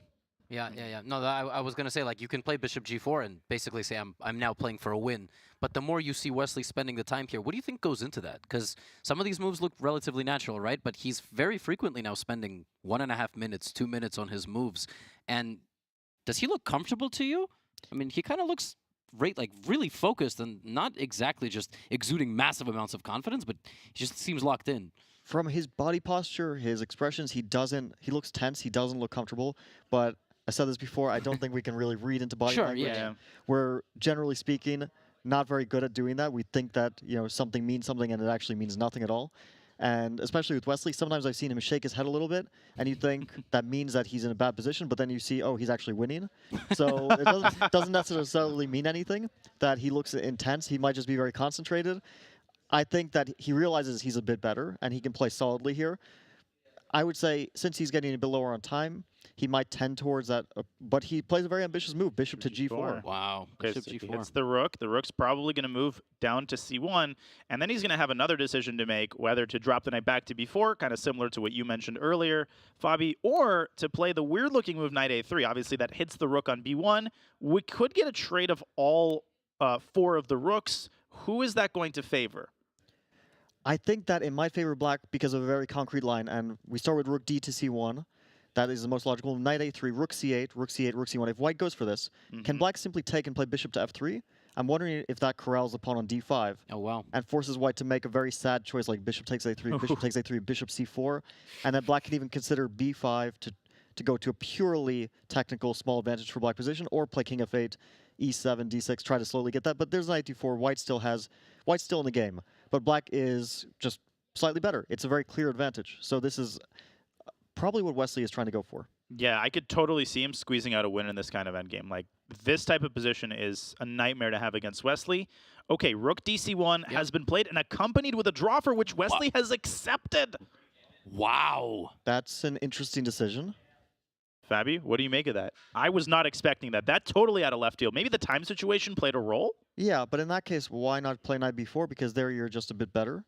But okay, draw overall, good result for Wesley. I mean, we can discuss whether or not he should have played on a little bit longer. I think we see like a look of disappointment, and maybe that means that he was expecting to have more of an advantage, and then he had to settle for, thinking that he's not actually that much better, and he just goes for a draw. I don't know if he's disappointed overall with this result, or if he's happy to have made a very stable draw with Black, where he was never in danger. He's sitting there and still analyzing, right? So he's still looking at the board and going, could I have played a little bit more ambitiously? It's fascinating that after such a dominant performance in Game 1 and such a stable and nearly flawless performance against Hikaru, he's still got some degree of hesitation. Like, man, maybe I should have played on, A little bit of indecision. But as we go to the scorecards here, it's 1.5 to half. He's doing quite well in 2 games, right? Yeah, he's doing great. From a match strategy perspective, a draw with the black pieces is an excellent result. He leads 1.5 Fabi, we're sorry that the game ended so quickly, but we greatly appreciate your insight. It really is an honor. Thank you for joining us in the studio. Thank you. It was a pleasure being here, and I'll see everyone else back at the host step. Indeed, you will be covering games 3 and 4 with the great Robert Hess very soon. Okay, there isn't all that much to talk about in this game, but there were a couple of surprises in the opening. Whatever Nihal Sarin does, he has to remodel the house of his opening. He's going to have to make serious changes in order to get on the same level as Wesley. Fabi called the Catalan a disaster. Levy, I don't think he was overstating the case at all. It was a disaster. Yeah, I think so. Moving forward, I think if Nihal plays a main line, he needs to play knight c3. Do you agree? I feel like nowadays, forcing the Nimso Indian is actually becoming more trendy. We used to stop doing this, but you can play some e3 bishop d2 line. You can keep a lot of pieces on the board. Don't go into the main lines. I bet the next time Nihal plays white, we're getting the Nimso Indian. That's just going to be my pick. I know we can't pick openings, but we're picking the players to win the match. The Catalan was catastrophe. I mean, that was just not good, and his time is ticking. And I thought Fabi had a couple of great points on what it is that Nihal might have been expecting. I think that he might have expected one of the trendy lines. I mean, everybody's playing this d takes c4 and b5 line nowadays, right? Sure. Which Hikaru has played, but let's not lose sight of the fact that Black has 7 or 8 reputable lines against the Catalan, and it's not one of those openings that you necessarily always have to have the same response against. Wesley chooses a very old line, c5 and knight c6. Here, there's 2 moves. There's the immediate dc5, which Nihal played. The move knight e5 is an alternative that has a little bit more of an edge to it. Nihal goes for the endgame. This is all very standard fare. Black gives away the pawn in order to ruin White's pawn structure. And the first surprise of the game for either side, they continued blitzing out their moves, a trade of knights. White fixes his pawn structure, and this move, knight a5. Right. Very ingenious, Levy. You're trying to provoke a weakness, but I love the way that Wesley responded. This just shows what his form looks like, and has looked like ever since game 1 against Andraken. That's exactly right, and here I was just so puzzled because knight a5 seemingly prevents the light squared bishop from moving because you're going to take the pawn. So knight a5 prevented the light squared bishop from moving because you're going to take the pawn, and then the bishop moved, and then you didn't take the pawn. And then you didn't take the pawn. Yeah, I mean, obviously he was afraid of something like this, bishop a4. But then why play knight a5? I just don't. Exactly. Why play, right? The only consistent thing was the inconsistency. He allowed Wesley to push his knight away. The knight dropped into b4, the rook to c8. Wesley firmly in control, but ultimately the decision to accept a draw in this position, solidifying his 1-point lead.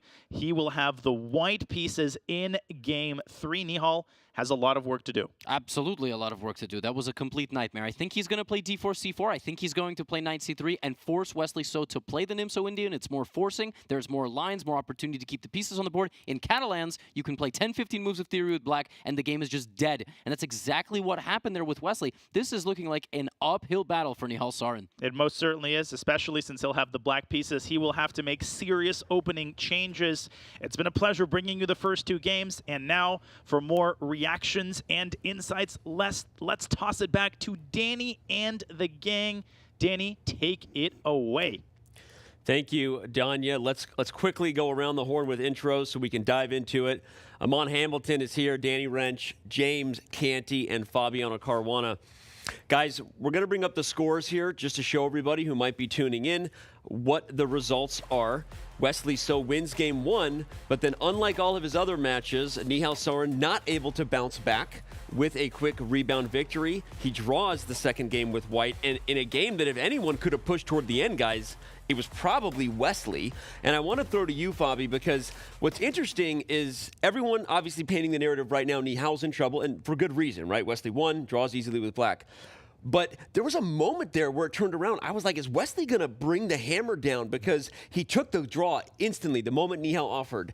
I wonder if maybe he'll regret that a little bit because he was pushing a little bit there. I think Nihal is a bit relieved. Yeah, he made a draw that's there my point. Because he was on the back foot the entire game.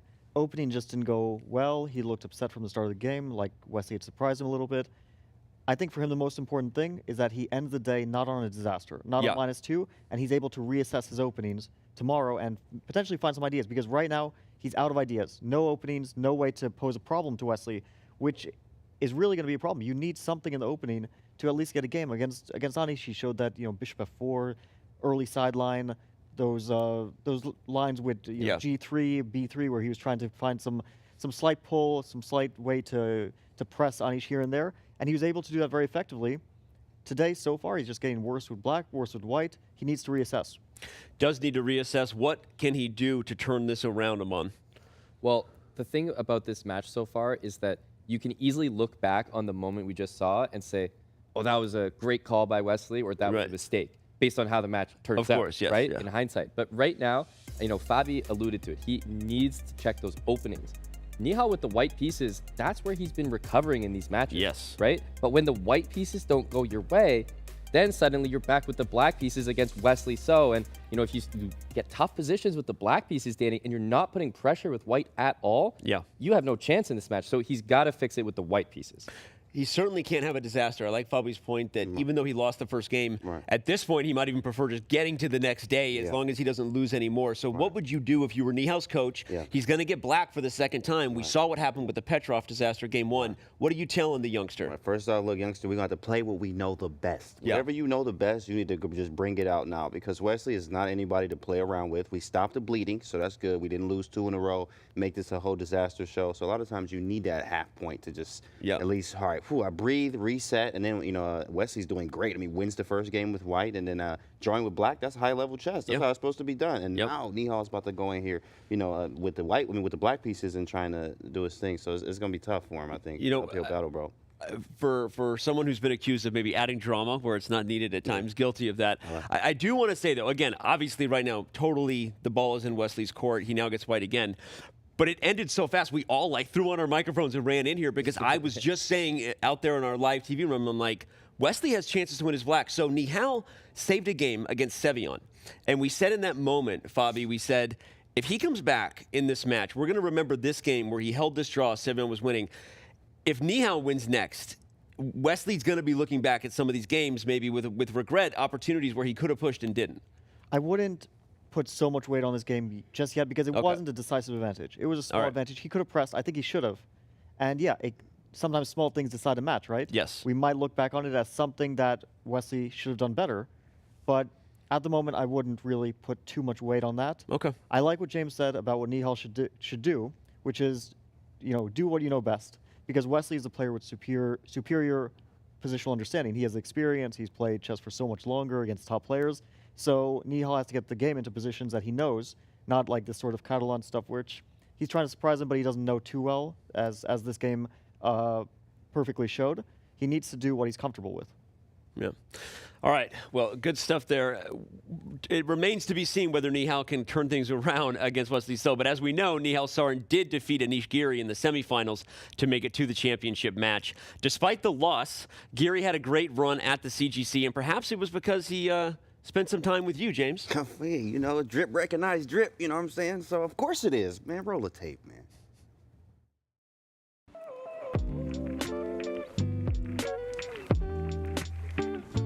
All right, and we're here with the fabulous Super GM, Anish Giri, man. How are you?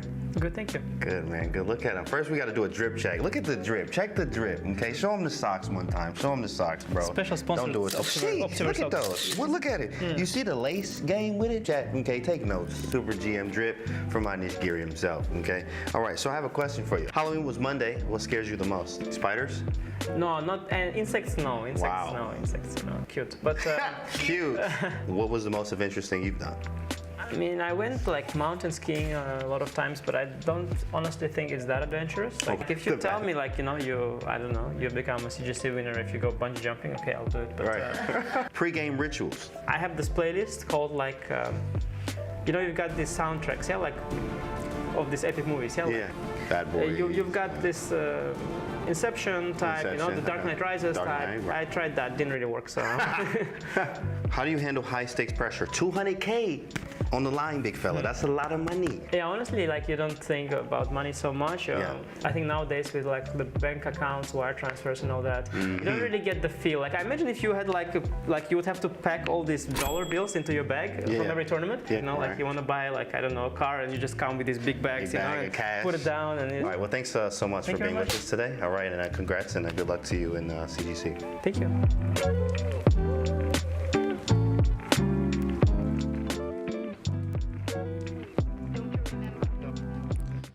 You know, they say you look good, you feel good. You feel good, you play good. That's right. You look good. I feel good, you play good. Playing good. How you know much? what I mean? How much you think Giri comes to play because of the mindset he gets in when he's dressing nice? In fact, I mean, look, you can just tell the haircut be perfect. I mean, the glasses be. I don't know what he does or who is his stylist. You know what I'm saying? Like we got to get that. We got to get that. It's 2,800 level drip from Giri for real. What do you think of Giri's performance in the CGC and the path he had to face to get here? Well, the funny thing is that before this, we were discussing brackets. Yeah. Like, what's the best way to make a perfect bracket? And Anish is out there, and he's I'm trying to get you to reveal the things Anish was saying out there. Yeah, it's like that chart's like how to find the perfect recipe. Yeah. And I think he said in himself that he was happy with his bracket. Yeah. I think he thinks strategically about these things. Who are the players that he performs better against? Who are the players that he struggles with?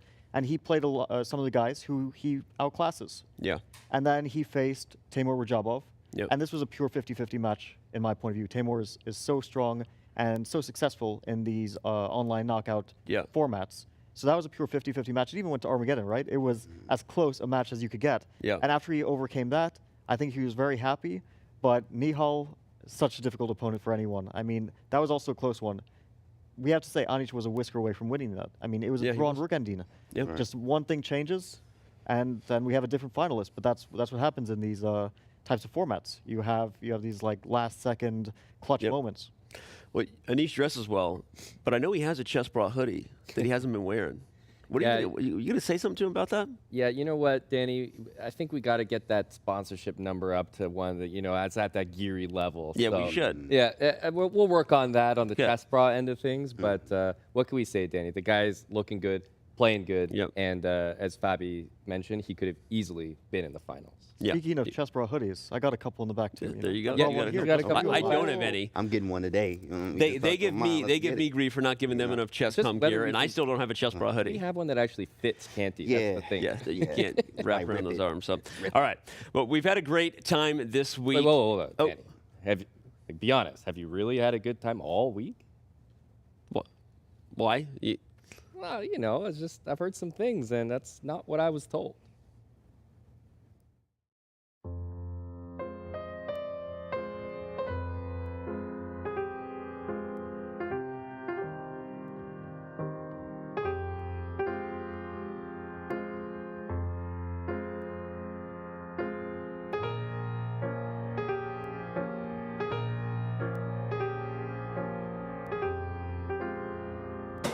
Hey guys, how'd it go? You have a good time? Go win.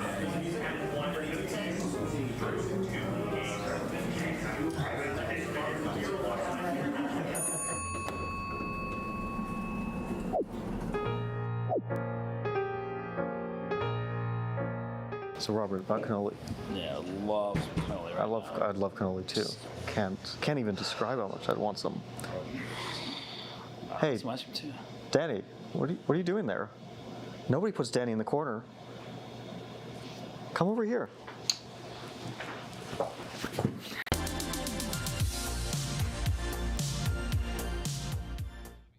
Well, this was all improv, right? It was all improv. I mean, the cannoli thing, that was all on Robert. I wish I could take credit. It was amazing. I do love cannoli, though. How about you?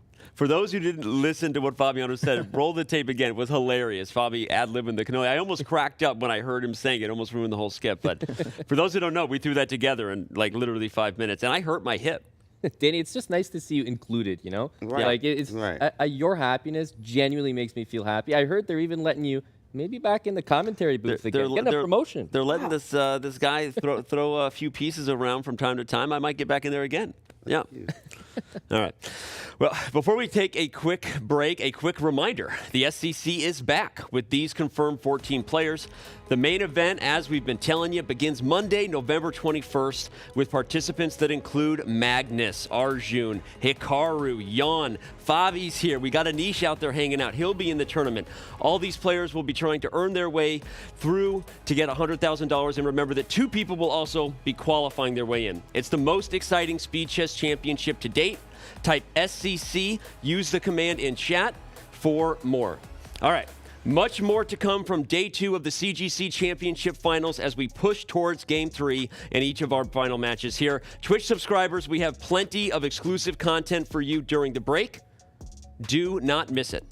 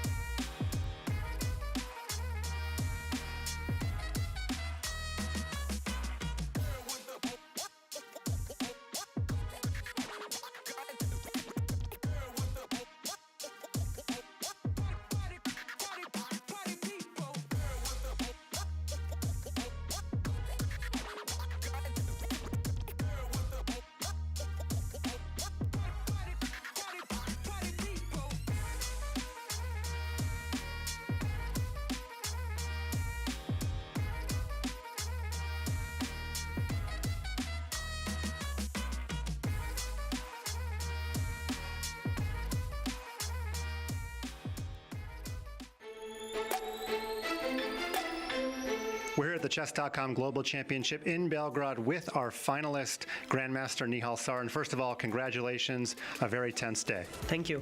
I understand it was not your first Armageddon bid. You bid 14 minutes and 15 seconds. That tells the world that you wanted to play white. Is that right? So throughout this match, I was a bit unsure with black all the time, that it's better to have white and try something. Although I was not really happy with the opening, it just ended well. Hey, you had Rook in 2 versus Rook in 1. Did you feel like you had good practical chances there? Actually, no. So when it started, I went for this 5 versus 4. I thought then I had good chances, and I think I traded to this 2 versus 1 a bit too fast. Only when he played this King G6, he just allowed me to get Rook F6 and King up for free. I realized, or I thought I'm winning, and only after I played F5, I was completely sure. Okay, so you know you're playing Wesley in the finals. What are your thoughts going into that match? It will be an interesting match. I just, as usual, I just hope to play my best chess and put up a good fight.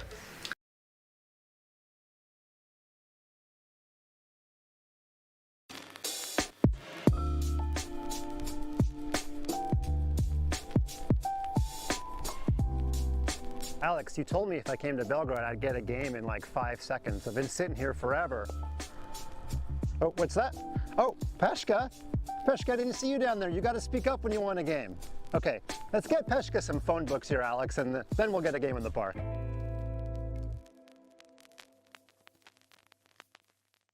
How often do you get recognized on the street? If I come to Manhattan and walk around for an hour, I'll probably get recognized. Yeah. It's pretty crazy. Okay, well, we're gonna find that out right now. Hi, sir. For $1, do you know who this is? I don't know. I'm gonna guess a musician. Okay. Pretty good guess. He is an artist. Okay. He's an artist who plays a game. What game would he play? I'm not The sure. Game of Kings. Nope, don't know it. Okay. Hi, sir. Do you know who this is for $1? Negative. Negative. Okay, cool. Good talk, though. You know who I am for $1? Oh my God! Do you know who this is? Yeah, of course, love it. Okay, dude. What? Take $2. What? Are you serious? Yeah. Hey, do you know who this is for $1? Yes. Who is it? I do. That's Levy. That's Levy Rosman. That's right. There you go. For $10, you know who I am. No. Okay. You're the Chess.com. I am the Chess.com guy, but do you know who this is? No. Okay, here's $1 for knowing who I was. For $1, do you know who this is? Dude, Jake? Dude, it's Jake. No, it's close though. Keep guessing. Tommy. Actor. Actor. right, Okay. that's Yeah. another Yeah. What type of acting? Comedy. Comedy. Okay. Yep. Really? Yeah. not really, but. I was like, magician? Oh, yeah, that's the third magician we've got, so thank you. This is great. It's the shirt. It's the shirt, right? It's got to be the shirt. Okay. Hi, for $1, do you know who this is? No. Look closely. It's a chess player. That's right. Who is he? Levy, you want $1? Okay, thanks, man. Good talk. He got it and I could tell you knew. You were acting disinterested, but I saw you. I see the chess in you.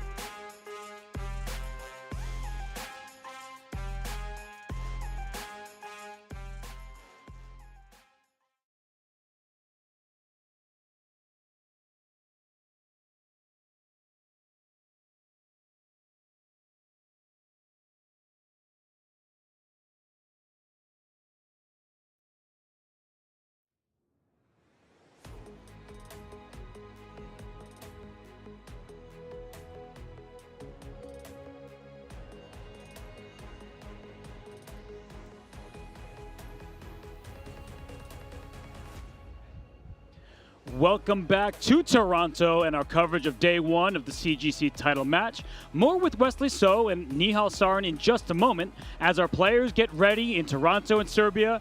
Well, we are here in the studio. I am Grandmaster Robert Hess, and alongside me is the United States chess champion, the Grandmaster, the one and only Fabiano Caruana. Fabi, how you doing today? It's good to be back here with you, Robert. Yeah, I kind of missed you a little bit. Me too.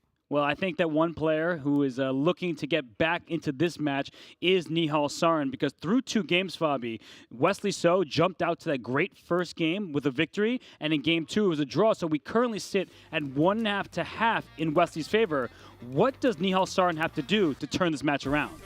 Well, I think it's going to be a tough road for him. I mean, he already showed that he's vulnerable with black, and he's struggling with the white pieces to find any sort of advantage or even to equalize. He was in serious trouble in that second game as well. So openings are going to be a big problem. I wonder if he'll have some other surprises in store for Wesley. I think right now the most important thing for him is to play solidly with black, to try to at least hold a solid draw and, you know, slowly inch back his way into the match. Yeah, if he wants to take home that trophy that we just saw there, he's going to have to take down the man we see on camera, Wesley So, who has been locked in throughout the entirety of the CGC. And Nihal Sarin, he has had an impressive road to, I would say Toronto, but he's playing from Serbia, but to this championship match, because Nihal Sarin, as we look at his player card, he took down some huge names, even in the round of 64. Rauf Mamedov is no slouch, and it only got more impressive from there. Yeah, as we said before, he beat Kramnik, he beat Ding. I mean, this is amazing. Like, nobody in the world would not be proud of the path that he took to get to this final. And I think we're all proud of him for never making a draw in the Berlin in those 94 rapid games and counting. He will not do that. He is a fighting player, and he's going to have to give his all in this game because he gets the black pieces in game 3. Wesley So has been locked in, determined. He beat Hikaru Nakamura, and for some, that would be, all right, I've won it. No, he's going to win it over the board. At least that's his hope. And Fabiano, as we get into game 3, we see Nihal Sarin once more go to an offbeat opening, this time the modern defense. Early bishop g7, so striking towards the center with the pieces, but white with d4 and e4 here. This is just looking good to start with for Wesley. Yeah, this is a very risky choice. I don't know if I hate it yet that Nihal chose this opening. We saw that the Petrov, he's trying to play some very solid openings. It wasn't working out for him. It still shows that he doesn't really have openings to rely on. He's trying to jump and find some place that he's sort of comfortable in, at least in these peer kind of positions. Against Anish, he got chances with black. He even was able to get an advantage in a few games. Although, when he repeated it the second time, that wasn't the right approach, and then he ran into some massive preparation. Still, this is very risky because you're accepting a bad position early on, at least a rather dubious one, against Wesley. And we saw when Hikaru played a dubious line against Wesley in that must-win game that Hikaru had to win to get back into the match, you know, Wesley just was crushing him from the opening. Wesley is not afraid to go for aggressive stuff like h4, h5, or f4 right out of the gates.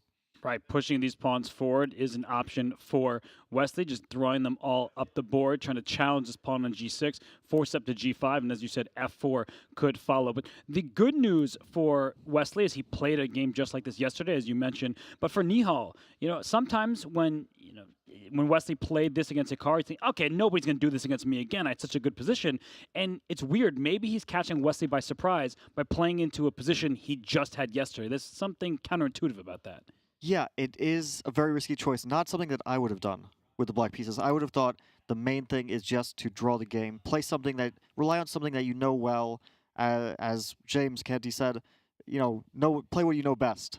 But instead, he's going for a sharp fight. I don't know. Is he hoping to get winning chances as well? Does he already think it's in that place where he needs to get winning chances with both colors? I would think it's still too early for that. But this is a very combative choice. I mean, black is going for c5. That's clear. That's where his counterplay lies. The problem is that, white has the giant space advantage and the levers, let's say, on the king side to play g4 and then either g5 or h5, depending on the situation. So, yeah, it's a very sharp opening choice, but we could see a disaster for Nihal because it is also comes with a high degree of risk. Well, let me ask you something. When you're playing Wesley So, let's take the person into account. Do you think this is a good choice by Nihal? Because he played a Petrov. He played sort of a main line, and Wesley punished him for that. So playing against somebody as principled as Wesley So, taking him out of theoretical waters, is that potentially a good decision? Well, from my own experience, when I was in a must-win with black against Wesley in a match 2 years ago, I played a sort of very, very offbeat King's Indian type of thing. It's very different from this, of course, but still the same general idea that you take a space disadvantage with the black pieces, but you have a lot of latent potential. The bishops on b7 and g7 firing down across the board, and if black were to get c5 here, and, white can't answer it comfortably, then black gets a lot of counterplay against that king, because the white's king on the queen side, also not totally secure. Black's king is, of course, in the center. Definitely a weakness for black. And if it goes to the king side, it's not even clear how it would get there because h6 is falling if black were ever to move that rook from h8. So this is a tale of two weak kings. Okay, I like the way you put that. That's quite poetic. You should become a writer someday. Yeah, I could write a book. It's a tale of... give me some ideas there. I think you just had the book title. You don't need to change anything. You're perfect the way you are. And c5 has been played. Your chess analysis on point. The bishop on g7 is about to be opened up. And this is a critical moment because I was about to say, when the pawn d4 is put under attack, you're tempted to move it to capture. And here, with this bishop open, there could even be a timely bishop takes c3, which is exactly why Wesley put his knight on e2, covering the knight on c3, developing his piece, can put a bishop on d4 at some point, and still has the flexibility of pushing his pawn on g4. If white plays knight d4, which I think is Wesley's plan with his last move, knight g to e2, are we seeing some sort of delayed Dragodorf? It looks like that's what black has the dragon structure on the king side. The bishop on b7 is typical of the Dragodorf. And the knight on coming to d4, it looks exactly like that opening, which is funny. When is the last time you saw a Dragodorf at the top level? Well, I guess that felt like a personal insult because I like playing the Dragendorf, at least online in Blitz. I'm sorry about that. No, it's okay. We're going to have this ongoing feud, but Wesley So and Nihal Sarin on camera. And knight d4 is an option. The last move played, knight back to d7. I think that was a good choice by Nihal. He's rerouting that knight to e5 and c4. He wanted to go to b6, but knight d5 takes that out of black's control and also makes it harder to move this knight on d7. So, Fabi, is it time for Nihal to develop this knight from g8 to f6? You made this great point that black cannot castle. Let's say black had a free turn. You can't castle because h6 is hanging. So with all this, gameplay on the board here, I still feel like it's Nihal who's struggling to find the exact plan. Yeah, I think that white's moves are very natural and harmonious. The bishop might go to d4. The knight from e2 might go to c3, replacing the other knight that went into center to potentially change the structure. White would be happy if at some point black captures on d5, because that pawn on d5, it not only restricts the bishop on b7, it makes the e7 pawn a weak pawn on an open file, a backwards pawn, let's say. But instead, Wesley decides to trade pieces, which is also very decent strategy. And after knight takes f6, which is the only logical move, white will probably play knight to c3, but knight to d4, also an option. I like the bishop on e3 because it stops black from castling. And that king on e8, it wants to get out of the center. You're not going to get a good position long term if your king just stays there forever, because it's always in danger if, let's say white plays e5 at some moment, or sacrifices a piece on b5. that king might get into danger one day because it's stuck in the center. And if you castle short, then you just drop h6. So how does black respond if white simply plays knight to c3 here? Great question. I don't have the answer, but I do like Nihal's clock mention. And wow, big move here. H5 by Wesley So. He is sacrificing a pawn. It can be captured with the knight. But as soon as this knight captures the pawn, in comes move G2 to G4 to kick that knight right back to F6. The H6 pawn will be loose in many positions. And was Wesley getting impatient here? Because H5 was a big choice. He could have just sat on the position, right? If we just go back and we analyze a move ago, instead of the move H5, you mentioned knight to C3. That looked very good. Bishop D4 was an alternative, although that would have allowed black to castle because H6 wouldn't have been loose. And G4 also came to mind, but probably worried a little bit about the D5 pawn break. I don't hate this move. I don't know how it works because it's a very concrete thing now. Black has to play knight takes H5. If black were to play G5, it looks like a good way to keep the kingside closed, which black, of course, wants. But then knight to G3 comes, and you can't cover F5 with E6 because D6 is hanging. So just tactics don't work out for black here. That forces knight takes H5 in that case because GH5 is just too ugly to even look at. No. You don't want to do that. So knight H5 is forced, and then we likely see G4. Knight is forced to go back to F6. Bishop takes H6. Seems very likely. And black's king is now permanently stuck in the center. It will never go to the king side again because, like, let's say black castles here. Oh. Just to illustrate how checkmated you are after bishop takes G7. You never want to get your king on the king side with an open H file, the rook on H1, firing down the board and checkmating black. So it gets concrete after bishop takes H6. White is for the moment pinned down the H file. Right. And it's interesting because after bishop H6, white gave a pawn to get a pawn. It's a trade, but not done directly. And knight G8 comes to mind because of that pin you were mentioning. And that might force white to give up an exchange, bishop G7. I'd probably play move G5 and say, please take me over here. I'll get a passed pawn, but the bishop is kind of awkward for the time being. Speaking of things that you never see before, when do you see a bishop on H6 and a pawn on G5, that bishop completely cut off and sort of attacking G7, but sort of not because it's also pinned, the rook on H1 hanging. But at some point, black has to do something with that bishop on H6. It can't just stay there forever. But if he plays knight takes H6, white suddenly gets a pass pawn on H6 in the middle game. Very unusual theme. On the other hand, a pass pawn also blockaded, so it might be a weakness in the long run. It's a good point. That pawn can be awkward. And speaking of awkward, we have a guest in the studio who always makes things awkward. Hey, Danny. How you doing, buddy? Hey, guys. I figured if I made enough awkward videos, you guys would have no choice but to welcome me back. I'm so excited. Fabio. It's a return of last year. Yeah. What's going on? Is it 2022 or 2021? It's whatever year you want it to be. All I know is the band's back together. Aren't you guys as happy as I am? Let's go. Where's the sofa? That's what I want to know. Why am I on this high chair over here? You know, make me feel like a little baby. I want the sofa back.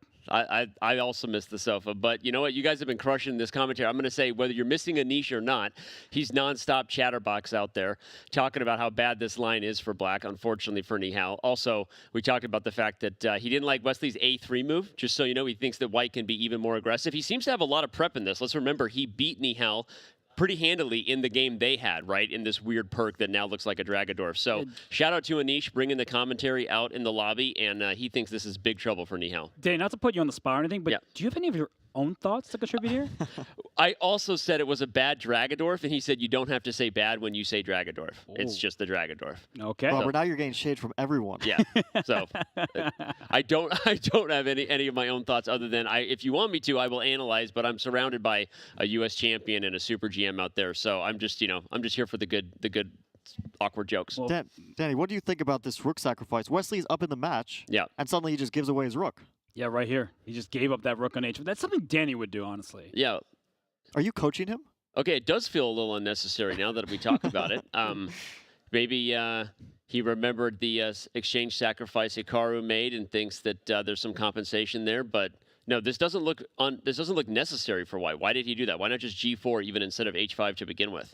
We were talking about that. I think that would have been a good choice. It would have been a pragmatic one, but he's going for the kill, it feels like, because when we take stock of the position, black does have two rooks, so one rook here against this knight, but your king is stuck in the center. And Fabi, you were highlighting this before, right? That king is never going to find safety. H6 is a target. You'll get a minimum one pawn and a knight for a rook. Do you believe in the white's position here, or do you think that Nihal should be happy about these exchanges? I believe in white's compensation. I also believe that Nihal should be happy because his position was objectively worse than a few moves before than it is now. I wonder if Wesley got some inspiration from a recent game between Pragnanta and Magnus, where early on in the opening, Pragnananta sacrificed the rook on h5. Totally different position, of course, but same theme, same opening. In fact, the Pierce/Modern. I wonder if he got some inspiration from that, because Magnus was on the back foot the whole game, a brilliant game, almost didn't survive. So maybe he's thinking, I can do that too. But from a practical perspective, I mean, I would love to even back up. It just doesn't make sense to me that we're in this position when Wesley was totally in control, didn't have to sacrifice the exchange, could play g4 here, could play knight d4, could play knight c3, right? Every one of those moves seems to maintain the edge.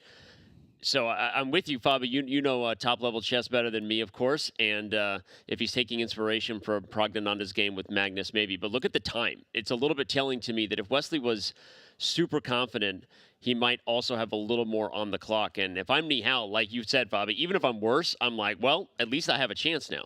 But Danny, do you think that just the fact that he sacrificed a rook, that's already a sign of confidence, that he's not shying away from a fight? Even though he's up in the match, he still wants to try to extend the lead? Danny, I'm going to take this one for you because we saw Wesley give away that rook on d8 yesterday against Hikaru, and that was a bad decision. So I'm not saying that this was a terrible one. White still has clear compensation. But Danny, what do you make of that? Because 2 days in a row. Yeah, and the eval bar sliding up a little bit right as I'm about to say. I'm liking Nihal's position. I guess what I will say is I'm liking how quickly Nihal has played. He's played rook g8, bishop h8, queen c7, and rook d8 all within less than a minute. Pretty sure he was under 12 minutes when that started. So at the very least, Nihal is showing that he has a plan. He wants to try to play d5. He's going to try to open the position. Let me just ask you, Fabi. Okay, so if you like what Wesley's doing, how is White justifying the exchange sack long-term with d5 coming? Well, I think a few things. First of all, the pawn on h6, it's not really a pawn. It's like a zombie on the board. Okay. That pawn is at some point dropping off. So White does actually have a knight and a pawn for the rook, which is almost an even material balance. You know, we can say 3 and 1 against 5. It's still a sacrifice, but it's very close material. And the other thing is Black's king still stuck in the center and has no way to escape except maybe doing some sort of weird gymnastics involving king d7, c8. But this is very concrete. And concretely, White has a move here, queen to f2, which carries a big threat. Bishop to b6 would be winning the rook and the game if Black were to allow it. So this is a position where White will try to create one-move threats, try to stretch Black thin. I even remember a quote, I think it was about Judith Polgar, where her style was described as she attacks you here, then she attacks you there, and you think, yeah, you cover this threat, then you cover that threat, but then at some point you just can't cover them all because they're coming at you from all sides. So White is trying to stretch Black thin here by attacking him from first this side and then that side and using the weak king on e8. I like it, and I just want to say that your instructive point about the fact that Black's king isn't going anywhere. I don't know why the computer doesn't like that. We might want to dive into it, but I think that's an important long-term point, right, for viewers watching, that sometimes the compensation doesn't immediately reveal itself, but every time the position opens up a little more, every time White makes a new threat, your chances of blundering in practical chess, rapid chess as time ticks away, are always higher when you have a king in the center. I'll just push back a bit on that because I think Black is the one who wants to open up the position. And specifically here, I think that's the reason why bishop d4 was a extremely big mistake, because now Black plays e5, bishop moves back, and d5. And the thing is, the reason that Black wants to open up the position is because rooks love open files. And Black has an extra rook, so he needs to use that advantage. Minor pieces, they love to maneuver and try to find an outpost, especially at knight on h5. White would love to play a slow maneuvering game, trying to find better places for his minor pieces. But Black is just opening everything up, trying to trade another pair of rooks, and with each trade, Black's material advantage will be more and more felt. Yeah, this is a shocking move, I think. Bishop d4 just walks right into the pawn break in the center. Instead of a move like knight f4 would have stopped d5. It's clear with the move rook to d8, that is what Nihal's plan is. So I'm very surprised to see Wesley allow it to happen. Maybe he thinks that the king stuck in the center will give him compensation, and even more than that. And the move e5 in general, like from a principal point of view, that hands White the f5 square. This knight can venture back, but there's just no time for it. As we're talking about, d5 is blasting the center open. That may seem bad when you have a king there, but with a bishop and a rook seeing the light of day, Black's extra material is going to make its presence felt. And you see Nihal leaning in.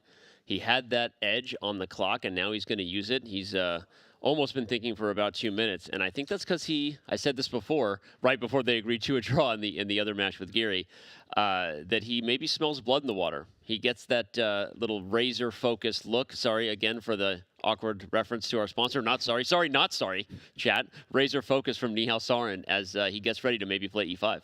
I think this is just a case of a pure blunder from Wesley's point of view. I think he just missed e5. Yeah. He was maybe thinking Black will play bishop d4, d5, and calculated something there, and just completely missed the move e5 as possible, because from a positional point of view, of course, it's obviously a good move once you see it, but it's a little bit unusual to block the bishop off on h8. But of course, it carries a very concrete idea, e5 followed by d5. So Nihal sees it, now he's just calculating the consequences. Okay, I'm going to push back because I know I was also saying this is shocking from Wesley, so I'm going to push back against myself. Okay. Sorry. But don't push too hard. But if e5, this bishop can slide back somewhere else on the diagonal, and then h6 is hanging from the queen. So by pushing the pawn up to e5, I feel like there's some loose squares in black's position that give white some counter chances. Maybe it's after e5, this bishop goes from f2 to h4, go after the f6 square, something like that. Black should be better. I'm not going to deny that, but there is clear compensation, or at least clear threats that Wesley can make use of. So let's speak concretely, because actually what you said is very relevant, I think. Let's say the bishop were to go back to f2, d5, queen takes h6, d takes e4 again. Chess is always a concrete game. If the king were on a2, I think white would have a brilliant move here, bishop to b6. And then all the tactics would work, but if you play bishop b6 here, rook takes d1, that comes with a check. And it's these little details, a king on b1 rather than a2, where, if it weren't check, white would capture the queen on c7 and restore the material balance. Or, in this case, material disbalance. But instead of just, losing all his pieces. And the other line you said, bishop f2, d5, followed by bishop h4, maybe that's the best way for white to go, but after rook to d7, I don't see how you make use of that f6 square, because if knight f6, black captures, and the more important thing is d takes e4 is coming not only with the gain of material, but also with the discovered tech on the queen on d2. Well, we're going to see this because bishop f2 and d5. So Nihal plays what we were expecting. And it's a big moment here for Wesley So. Denny, he has the lead. We know how confident Wesley can become. And when he's confident, good luck to anybody beating him. But all of a sudden, he might be a bit rattled by his own mistake by playing bishop d4. I agree with you. And I was watching Wesley So's body language really closely because you guys had the chess handled, so that I did my job. I was watching his body language really closely. And I saw a little bit of a shake head. And Wesley not an emotive player, right? Obviously, unlike players we know like Hikaru Nakamura, for example. But I saw a little bit of a head shake there, and I think Wesley revealed that he might have been a little frustrated with what he missed. I still like this line. Let's go back to it with bishop h4 that you were talking about, Fabi. Rook to d7. And let's say there's queen takes h6 now. Asking for a friend, because we all see the best move here. I see it too, but Fabi, I'm going to let you say what the best move is for black, because everyone wants to know. I just don't see what the problem is after d takes e4. It looks very scary because all of white's pieces are fiery, knight on h5, bishop on h4. Black's king is actually in a stalemate at the moment, but you can't use f6 square. That's the most important thing. And the other important thing is that a trade of rooks will not only limit white's attacking potential, but actually lead to a counterattack. Let's say rook takes d7, queen takes d7, and let's make one more move, bishop to f6. You're thinking, oh, I'm trading off bishops, and the knight is coming to f6, and everything's working out, and then suddenly queen d1 comes. No, Fabi, I got this. Bishop d5. Okay. I just want to, yeah, we all saw it. And that's it. That's game over. Yeah, you would have beaten Wesley too. See, I mean, it's like we're all calculating at such high levels. I'm just hoping that chat's following us. That's all. Well, bishop h4 has been played. So rook d7, we're been calculating that. You don't play rook d6 because the rook becomes in a loose square. There are two white pieces staring down the d-file, so rook d7 allows the threat of d takes e4 to happen next. So rook d7, queen takes h6. Maybe the key for Wesley is keeping more pieces on the board. So just to show you a sample line, I feel like this, and Fabiano, you can correct me if you find something for black, but rook e1 sliding away from the trade, and if you take on f3, say you're really greedy, now a knight to f6 carries more threat to it, or bishop f6, your idea, because there's rook takes e5, and you mentioned the king has no safe squares. Rook takes e5 is already a checkmating threat. Yeah, I think the important thing is, and what you said is absolutely correct, that once you're in a bad position, it doesn't mean that the game is over. You just need to find a way to keep the complexity in the position, which also helps if you keep more pieces on the board like rook e1 does. And the other thing is, since it's a rapid time format, and these players will at some point get into time trouble, make sure that your opponent has an abundance of choice. As long as it's not all winning choice. But if it's a difficult choice, and after rook e1, it is actually kind of a difficult choice because black's move isn't immediately evident. Black has a lot of choices. Queen d6, rook d6, e takes f3, as you mentioned, of course, always an option. Queen c6, all sorts of options. So you keep that complexity in a position, make your opponent think about it. Rook e1 is a great practical chance. But still, the more we look at how this position has gotten, I mean, it's a 3-result position. It's spice all over the place, and Nihal has an edge on the clock. The more I'm just looking back and kind of questioning the decision to sacrifice the exchange. I know we could say sacrificing the exchange was not the blunder this bishop d4 miscalculation was, but I just feel like with a lead in the match, with a position that is, you can grind that position in a number of ways that don't allow your opponent the counter chances the exchange sack does. I'm little surprised, Wesley. It seems not like his character, right? Not the way he does these. I mean, Robert, I'll ask you, what do you think about that? I just feel like I was surprised to see rook takes h5 from Wesley. Yeah, we keep using these insights, and we see the wild games. Yeah. Nihal Sarin, a good percentage of his games go down that direction. Wesley So is not like that. He likes to have the solid positional style where he can play for small advantages here and there, but he doesn't want pieces flying. We saw what happened yesterday against Hikaru. Yeah. Pieces were just going all over the place, and he almost lost the thread of the game. Credit to him for moving on and even winning that game. But right now, you can see Wesley, he's deep in the think tank, down to 3 minutes to nearly 7 for Nihal. Queen takes h6 is one option. There's no rook e1. You're just on the same line. I guess that could transpose into the same variation. But I just don't see that many moves for him, and he seems like a player who is not comfortable right now. Well, he might not be comfortable right now, but there's about 55,000 total people that are comfortable. Shout out to 33,000 of you on Twitch. Hit the follow button if this is your first time. It's where the biggest events in chess happen. And shout out to everybody over there on YouTube. This is epic. This is hype. Welcome to the CGC finals. Sorry, guys, I blacked out for a second. What were you talking about? Well, the thing is, I think Wesley is sort of, it's strange to say this when he's in a losing position, but I think he's sort of feeling himself in this tournament. He feels very good, and sometimes that leads to some overconfidence. You think, oh, I'm on fire, I can do anything. And Wesley is a player who, when he's confident, he plays really, really good. Actually, we are seeing the line that we discussed, but wait, what's happening after... Oh, you know what? Queen d1, king a2, bishop d5. Looks like checkmate, but then c4 comes. Oh my gosh. And actually, black resigns there. Or maybe, wait, it's not resigns. There's king d7. But still, this is not what black wants to go for. No, because you're blundering into a checkmate. You think you're going to checkmate your opponent, and then you walk into one. Danny, you might know a thing or two about that. That was my luck so bad. That was the one line that I was flexing that I calculated as well as Fabi, and it turns out it's the one way black can lose this position. Man, story of my life. All right, but seriously, this is fascinating. Wesley is somehow alive, allowing this incredible queen d1 and bishop d5. But black is still in good shape here. I guess even a simpler move to defend, and you even have a perpetual, I guess, maybe if you want it. Yeah, black can definitely probably make a draw in some of these positions, but clearly Nihal wants more. And Danny, well, we love having you on set here. We're going to send you back over there, and we'll see you right after this game is done between Nihal and Wesley. So appreciate it, guys. Are we going to hang out later, or what are you doing? I think Fabi and I have don't plans, think so. right? Yeah, we're going to do something. Yeah. Okay. We'll just wipe them off. We'll just text you, Danny. Get out of here. Bye, Danny. Well, we are back here in the thick of things in this game between Wesley So and Nihal Sarin. Nihal Sarin down 1.5, but with the black pieces, Fabi, it's been looking good for him. He is spending his time wisely, but how tricky is this position? Because the eval bar says huge advance for black. I feel like you could walk into tons of different perpetual checks, and you could even lose the game as we showed in the other variation. This is super tricky. I mean, when I see it, and, the computer might say something, the bar might be all the way in black's direction. This is really tricky. This is purely concrete. Queen d1 is not working out for black, which is the main issue for him. And white is threatening queen takes e5, and there's actually no way to defend the threat of queen takes e5. So you just have to allow it. So I think e takes f3 is a very logical choice. Queen takes e5 is forced. The good news from Nihal's point of view is that white's moves are forced, so he can calculate relatively easily in that way. But, you play king to f8 here, and then there's all sorts of checks. There's like queen to c5 check, and where do you go? I don't think if you go to g7, I don't think that you are winning. I don't know if you get mated, you're probably still fine, or you just have to, go back to f8. But here you're not winning the game anymore. So does that mean after queen to e5, queen e6 is a forced move? But then queen b8 check. And then bishop c8 is forced in that case to avoid a perpetual. Maybe it works out, and Nihal is a great calculator, so he'll probably figure this out.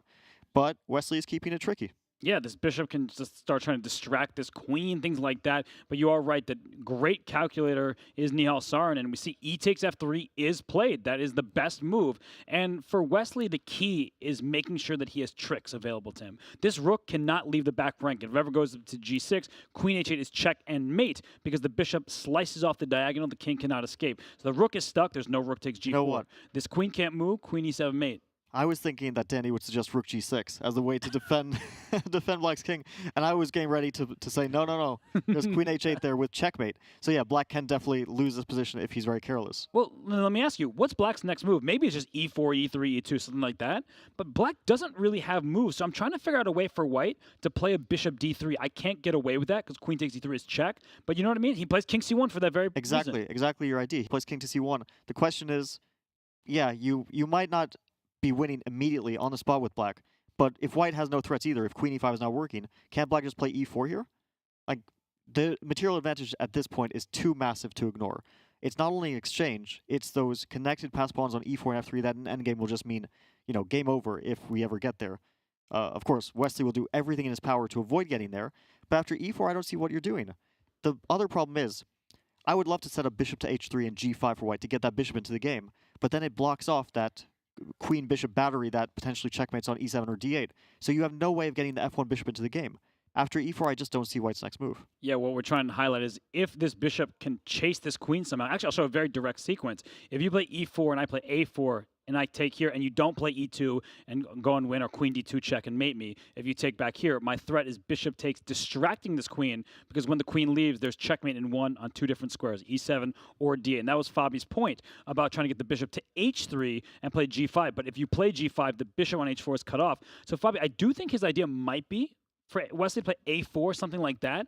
And if this pawn keeps going, maybe you can bring your bishop out to d3. I just don't think that you're quite in time, but you are blocking black's immediate checks and threats, so it gets confusing for Nihal. Yeah, I think the line you mentioned with a4 already played, and e4 and e3, if that works out, it's just child's play for a calculator of Nihal's status. E4 looks very logical, but after Wait. He went queen c7. Queen c7 was played. He went queen c7 to protect the pawn, and immediately Wesley went a4. Oh, that was a mistake. I see what went wrong. I was thinking the queen. Well, like, how did the queen get there? Because the queen was so good on d7. It wasn't me, I promise. But he wanted to stop queen takes e5. So that's why he played it. Maybe he missed the move a4. Right, because the point, everybody, is if b takes a4, the bishop goes to c4 now. We just showed you why the queen can't take. Queen e7 is check and mate. And there's a huge threat. Let's say you make a random move like a5. Well, bishop b5 check is lights out, but bishop takes f7 does the trick. The queen takes the bishop. We were just talking about the importance of the queen's placement. Queen d8 is check and mate. So all sorts of sacrifices here, and I'm worried for Nihal. Look at these last moves. He went bishop c6 to defend the pawn, and then bishop g3 quickly played by Wesley, going after e5. This bishop is a bit loose on c6, b5 under attack. The trajectory of this game is going Wesley's favor. You know what changed?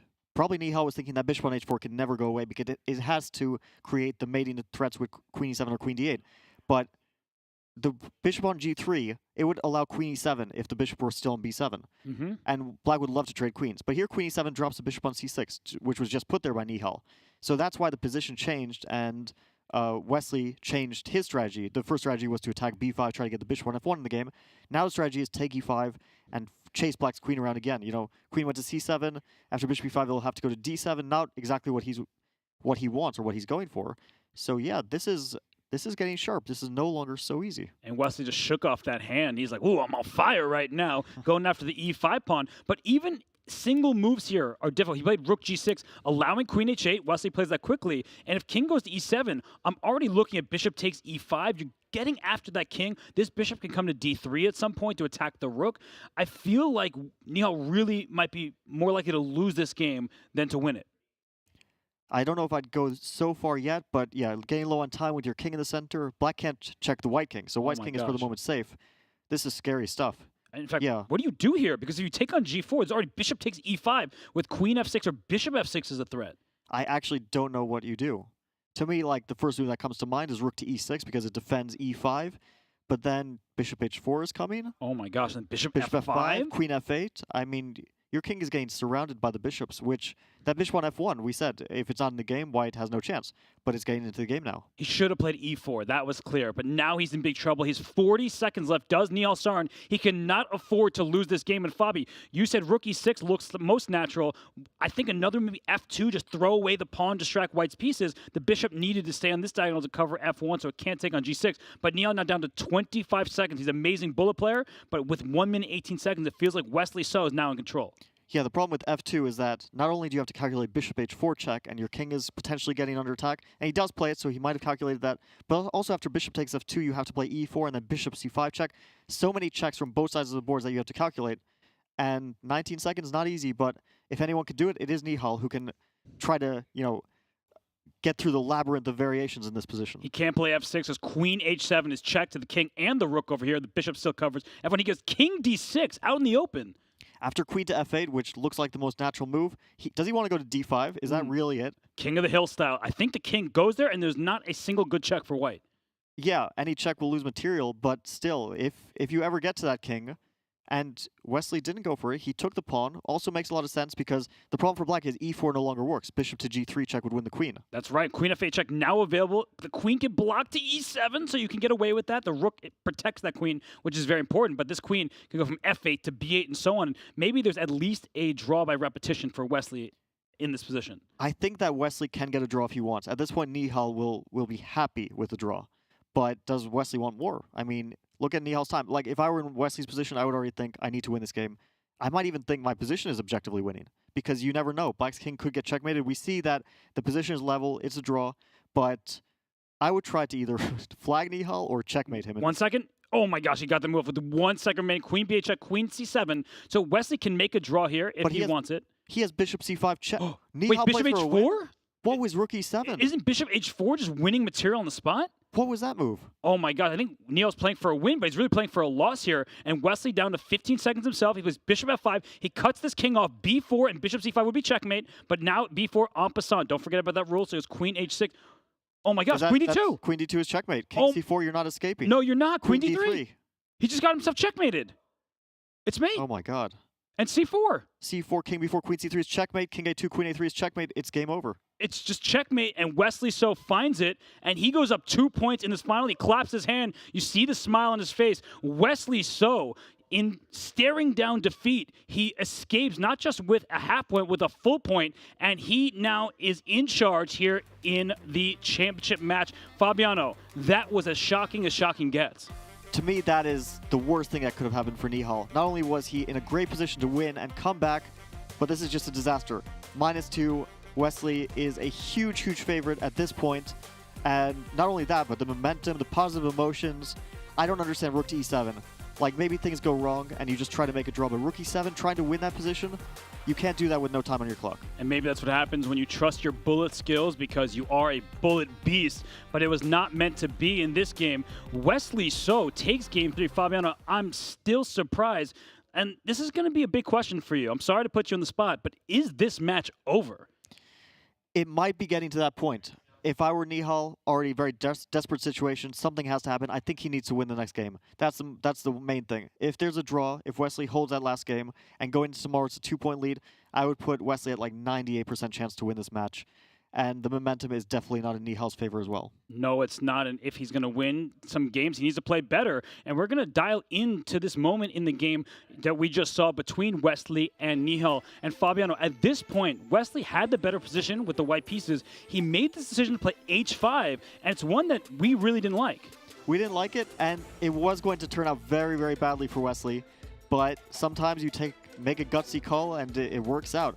I don't know what he was thinking with this. Was he thinking, with rook takes h5 especially, was he thinking, I want to win this game? Was he thinking, I don't care about the result of the previous games, and I just want to play chess that I like and I enjoy and I want to sacrifice in exchange? Like I said, maybe he was feeling himself at that moment. But yeah, it was a very gutsy call, and it normally should have not turned out well because after that mistake, bishop to d4, he was in a losing position. And we could have seen an entirely different match if this game...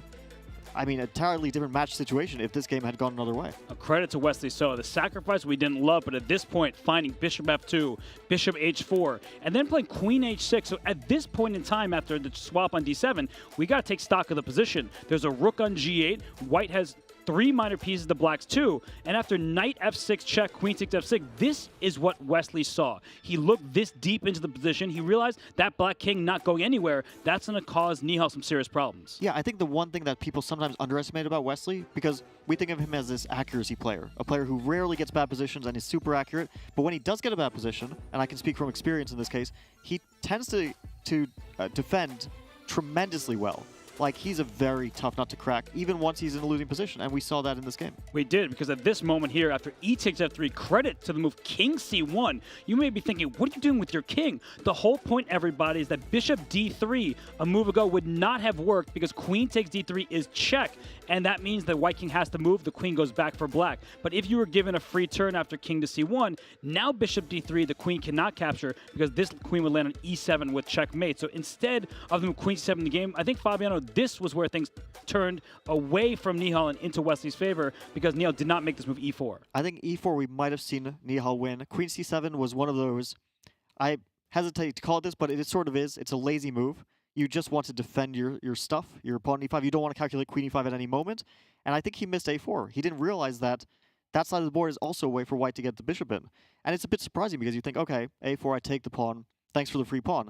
But then this bishop c4 move comes in. You can't take it because of the checkmates on e7, d8. And you have to suddenly deal with this threat of bishop takes f7, low on time. Super unpleasant. And yeah, I think queen c7 was the first turning point, even though it wasn't an objectively bad move.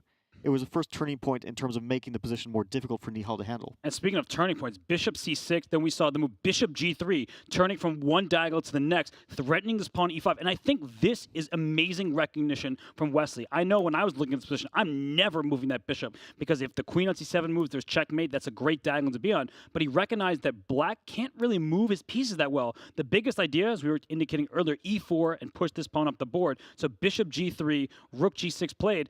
And Fabi, at this point, it felt like Wesley was getting the upper hand, but things just got out of control after f2, reasonable move, the king escapes, and here, not taking the draw, Fabi, that was just absolutely baffling. You know what's interesting to me? I really wanted to see if Wesley was going to take the draw, because after queen e7, he still had another option, which was to play queen b8, queen c7, and suddenly bishop c5 check. You can't take it, so you're forced to play king d7, because otherwise you lose your queen. And then white has some move like queen to f8, and with 4 seconds on your clock, good luck finding the best move here for black. So I really wanted to see if Wesley was going to take a draw or go for more. But instead, Nihal made an inexplicable decision. Rook to e7.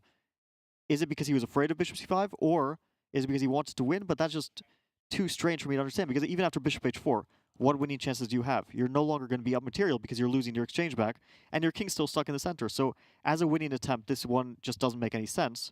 Maybe it was just, those last few seconds of panic, and as a player who tends to panic when I'm in my last few seconds, I can't fault Nihal for this mistake, but still, it was a very costly one for him. But I do appreciate your elaboration on that line, because in particular here, bishop c5 check, king d7, queen f8, I think that's a very scary line to face, and so Nihal likely saw that and went with rook e7, but the way this game concluded, bishop f5, your king is about to be checkmated, just 2 moves away, b4, bishop c5 would be mate, your king has nowhere to go, and after queen h6 check, the only move here is rook e6, a very difficult move to play in time trouble, because you're simply giving away material, and your king still isn't that safe. The evaluation bar may say white's only slightly better, but practically speaking, with just mere seconds on your clock, in all likelihood, you're going to be in trouble. So, well, the reason, in fact, that black is in trouble there is not because of his king safety, because suddenly his king is safe there, because there's not much material left. But that g-pawn is actually running up the board. Queen to f8 comes in, and g5, g6.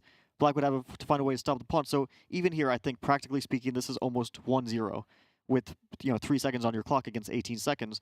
So I don't know if this would have helped Nihal save the game, but at least he wouldn't have gotten checkmated immediately. Well, checkmate did happen. Queen d2, all of this was forced. At this point, Nihal's king could not escape, and queen c3 is checkmate on the board. And that wraps up game 3 analysis. So Fabi and I, we covered it all. We had to shake our heads a little bit, but when all is said and done, Wesley So, large and in charge. We'll send it to you, Danny, and the fellas. Wow. Well, as we peaked at nearly 60,000 viewers, we're all hoping that the chess in this match has not peaked yet, but we're going to dive into that right now. First, remind you, Amon Hamilton, Danny Wrench, James Canty, and now Daniel Naroditsky sits in for where Fabiano Caruana was. Let's take a look at the scores and show everybody where we're at. As we said, we're hoping the match hasn't peaked, but Wesley So, we saw him clap his hands, and then, guys, as we came in, he was rushing out. He was giving himself a round of applause. You see that? He was clapping his own chest as he takes a 2-game lead over Nihal Sarin in what was incredible fashion. So quickly, let's dive in and talk about it.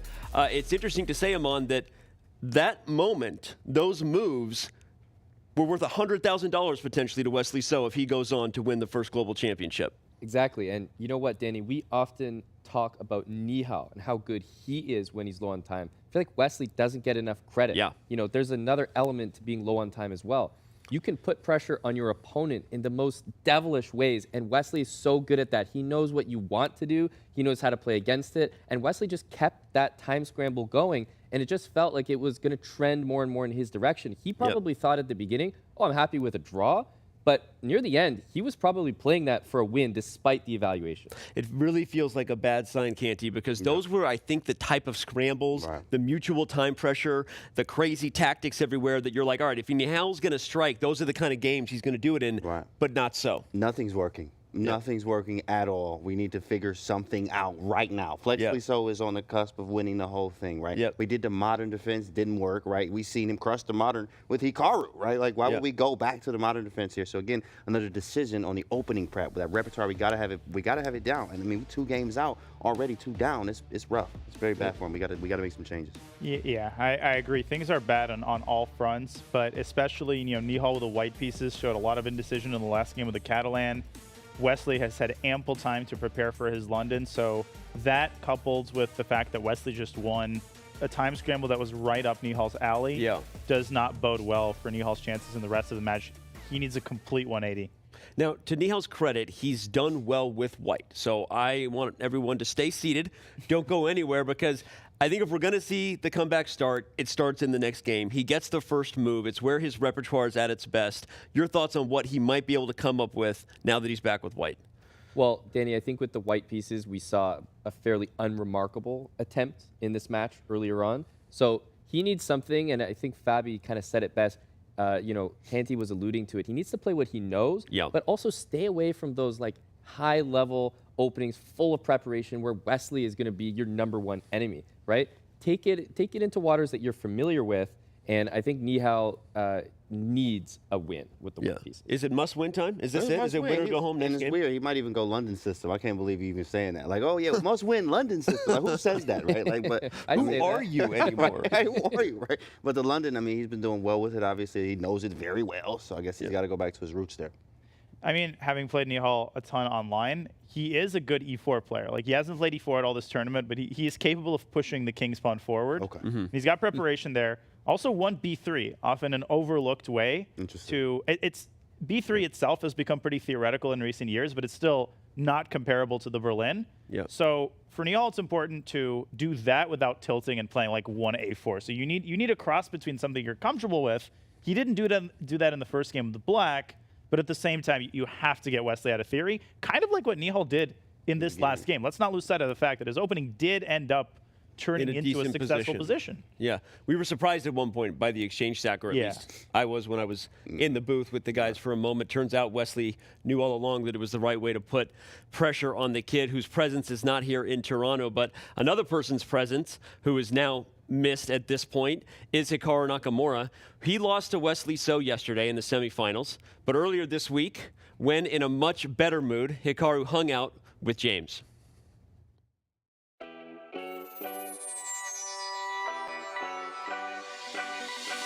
Right, and we are here with the man, the myth, the legend himself, and nobody else. The champ is here. Hikaru Nakamura, man, what's up? Well, it's good to be here. Gotta ask you, now that you Mr. World Champ here, do I have to refer to you as World Champion Hikaru Nakamura every time we talk to you? Nah, I mean, I've said before, I'm a streamer first. If I had to, I was going to have to do it. World Champion Mr. Hikaru Nakamura, how are you? World Champion Hikaru Nakamura, do you need some water? You know what I mean? What scares you the most? You mean in general? Or yeah, like anything. Anything. I mean, the only thing that I really don't like animals. are like spiders and like cockroaches. Probably the two things that I really don't like. So if you saw a cockroach, would you scream? Would you like ah? It depends if I'm wearing shoes or not. If I'm wearing shoes, I'd probably just try to kill it. But if I'm not wearing shoes, I would try to run away pretty quickly. Perfect. Good to know. So how do you handle the high stakes pressure? Of course, look, you already just won some money.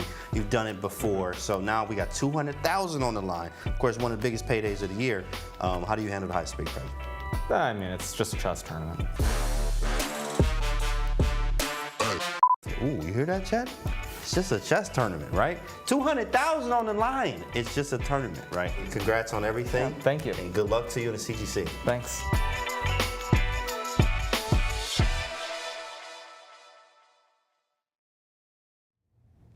I think it's more than just a chess tournament, and of course we miss Hikaru. But look, he's had a great month. He won the Fisher Random World Chess Championship. He is now a FIDE World Champion. He had a great run at the CGC to get third. we're surprised maybe to not see him now in the final, but talk a little bit about Hikaru's CGC overall, Danya, as a guy who covered as much of it as almost anybody. Yeah, I think it was a very solid performance. Obviously, Hikaru is going to be disappointed in anything except first place, but chess fans tend to fall prey often to the recency effect, where they see that Hikaru won the Fischer random, like he beat Magnus, therefore he must beat Wesley. That's not how high-level logic works. I mean, I think Hikaru's third place has more to do with Wesley than it does with Hikaru's performance. Hikaru did everything within his power. You could argue that his opening choices could have been different, with 2020 hindsight, but at the end of the day, like, Wesley is displaying some of the best rapid form we have ever seen. And, that's something that Hikaru can use as consolation. He didn't beat himself. Yeah, he ran up against Wesley. He didn't beat himself, still playing incredible chess. We've been incredibly impressed by Hikaru. James, your thoughts on, I know you had your guy Hikaru here. He broke your bracket. That's really what's upsetting. He broke your bracket. Man. Yeah. Broke my bracket, man. But, of course, at the same time, look, sometimes the bully got to give hit sometimes. You know what I mean? Like, he wins everything all the time, right? So when he doesn't win, it's like, he didn't win? What do you mean, right? It's like crazy. The world turns and spins and stuff. But at the same time, I mean, Hikaru did a great run. He made it to the semifinals, only losing to the guy that's beating Nihal. Like, it's ridiculous. Wesley's in excellent form right now, and the only person that could take out Hikaru is an in-form Wesley like that. Yeah, I think, Danny, the thing about Hikaru Nakamura is we hold him to these incredible standards. Yeah. And we have to remember that, shared third place in the CGC is an insane result. Let's just talk about how good of an accomplishment that is. But for Hikaru, of course, anything but first. We do hold him to great standards. And, there was a very dramatic moment everyone caught at the end between Hikaru and Wesley when he knew it was over, got up and, I don't know what he turned around and said. I am a pretty decent lip reader. I saw it live, but I couldn't make it out. But, I think Hikaru, he wanted this, right? But we know he'll be back. Like you said, Amon, I mean, he ran up against the guy that you picked in your bracket. In the end, Hikaru was trying to help your bracket. I think that's probably one of the last things on his mind, okay. Danny. Let's go ahead and say that. But, obviously Hikaru, tremendous player, and he could have gone all the way. That was a coin flip match. We've still got more to do here. There's still lots of chess ahead. And Chess.com brought a small army to Toronto, including 8 commentators. The other night, most of us got together for a night of duck chess, push-ups, and plenty of laughs.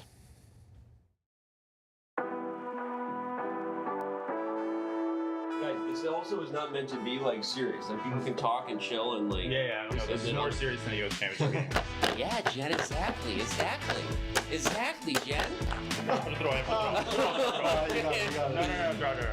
can't even move pieces. That's weird as fuck. Okay. Wait, gotta move. Hey, I also know that Danya plays better when he's angry. Just like he gave a chip on him. Oh, they can hear me. Oh, there you go. You want to give me coaching on a game I invented? Then show me your form. Oh, man, I got to take off my shirt. How much? It's taking 30 seconds. What did you get? All 60? 61. I got. Yeah, you let's go. Yeah. Oh my god. This is so fun. I love it. I'm not gonna lie. The first time I put the duck down hard enough to hear it squeak, I about lost it. It was the most fun thing I had that night. We did way too many push-ups, but the clap push-ups, bro, that was nutty. Hey, look, it's nothing to a Jedi. Of course, I'm in there. Me and Wesley So hit the gym every morning, so we doing our thing, man. It was fun. Danya, do you want to tell the world what your score was in Bullet versus Fabi, or you want me to do it? I want you to do it. It was close. It was close. Okay, Danya is not one to brag. I will just wear the face of shame. When they sat down, I was like, Fabi's got to be the favorite in OTB Bullet, right? That's the only reason I actually managed to. Danya might be the best over-the-board Bullet player I've ever seen. He beat Fabiano in total 11-5. It was 7-3 at one point. Just absolutely blew our minds. The only other thing that blew our minds about the night was that Amon wasn't there. We don't know where you were. You want to tell me what you were doing? Well, first of all, Danny, I was boxing, okay? I was training for a very important chess boxing match. But, I mean, do I know how to clear out a room or what? I showed up It's just it wasn't in the tape. What was this misrepresentation? I showed up, just everyone left immediately. You're right, bro. In fact, you know what, bro? Hold up. Let's get it. Come on, you got chess boxing coming up. Come on, bro. Get right there. Let's go. Right now? Right now. Can't you? Okay. Oh, my Lord. Work, you know what I'm saying? Oh, my land. Do this. How you doing, chat? Look at the form. Oh, and he's clapping. Oh, you too. clapping? Oh my gosh! All right. Well, while we have a quick minute, everyone, It's Brave honestly means very private impressive. browsing and You know so I gotta much put on more. some weight for By this match. default, Brave blocks ads and trackers on every page and videos you my visit, God. even on YouTube. No ads means even more, up to 3 times faster page loads, faster streaming, faster playback, and faster push-ups. They're still going. It means 35% longer battery life while saving on mobile data and internet bandwidth for Android, iOS, and desktop. Get the best browser for gamers, streamers, and creators. Switch in 60 seconds. Be brave. Do push-ups. Go to brave.com/chess and switch today. This might be the most impressive All right. thing I've seen in When all we of the return, we're CGC. headed to our 4th and final game of the day. Twitch subscribers, hang tight for more great content. We'll be right back for more from the Chess.com Global Championship title match. He finally beat him.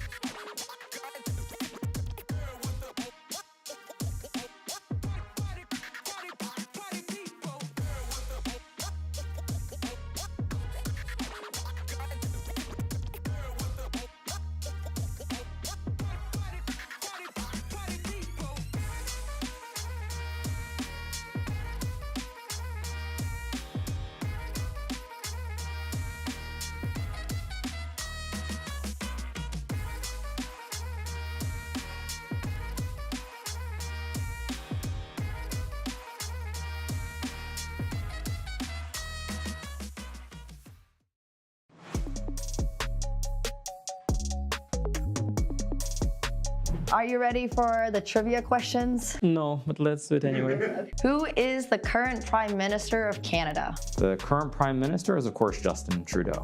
Perfect. I didn't have to run through the multiple choice. I was like, looking. Oh, it's multiple choice? Okay, Justin Trudeau. Yeah. Like I only know one Canadian politician, so if it's not Trudeau anymore, then I'm done.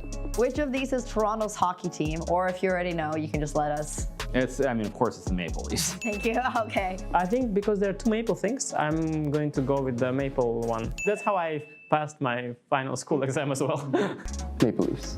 Correct. Who is Canada's top-rated chess player? Alexander Botis?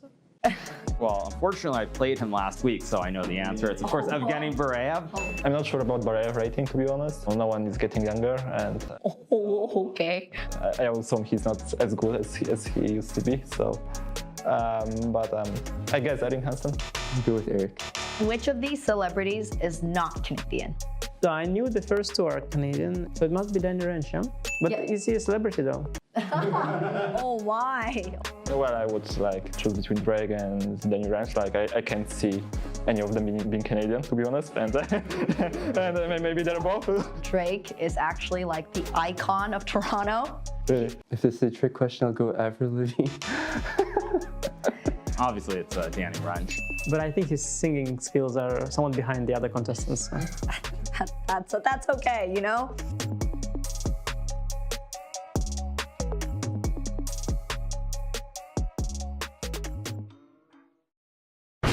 The Speed Chess Championship is back and bigger than ever. Okay, ready on d6, and he blundered d6. Hikaru blundered it. He had to take the pawn on d7. The 2022 Speed Chess Championship features the most exciting lineup in SCC history and over $100,000 in prizes. Representing the next generation are Norbek Abdusatorov, Arjun Erigaisi, Nihal Sarin, and Gukesh Domaraju. Defending their elite status, we have Dmitry Andreikin, Anish Giri, Maxime Vachier-Lagrave, Wesley So, Levon Aronian, Jan Nepomniachtchi, Ding Liren, and Fabiano Caruana. Headlining this incredible field are the reigning world chess champion Magnus Carlsen and the reigning speed chess champion Hikaru Nakamura. These 14 combatants will be joined by 2 qualifiers. Oh my god, 96! 86.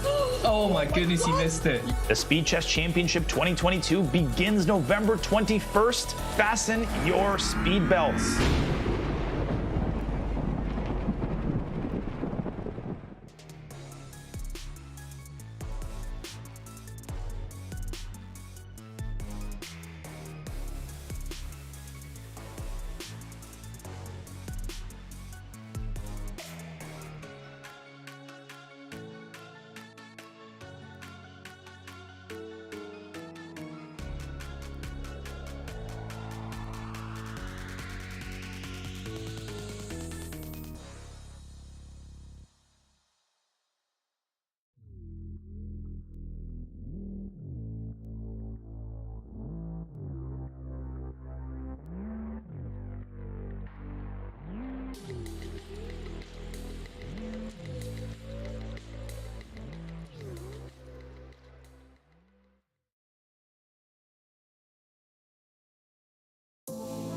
Yes, I was born in Vancouver. Crazy. But as fond as I am of that place, it's pretty tough not to fall in love with the city of Toronto.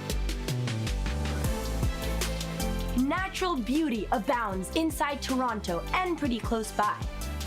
The largest city in Canada, the people here have been playing chess in clubs, in universities, and public parks for well over a century. And now this wonderful place plays host to the very first Chess.com Global Championship Finals.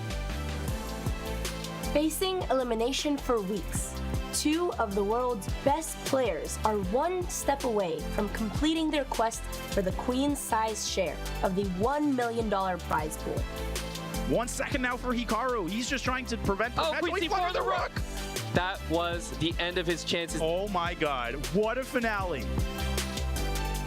My wife, you're in the right place. It's time for the CGC's championship match. Toronto, Canada officially has it all. Just like my sister, Alexandra. Dude, did you write this? She's asleep.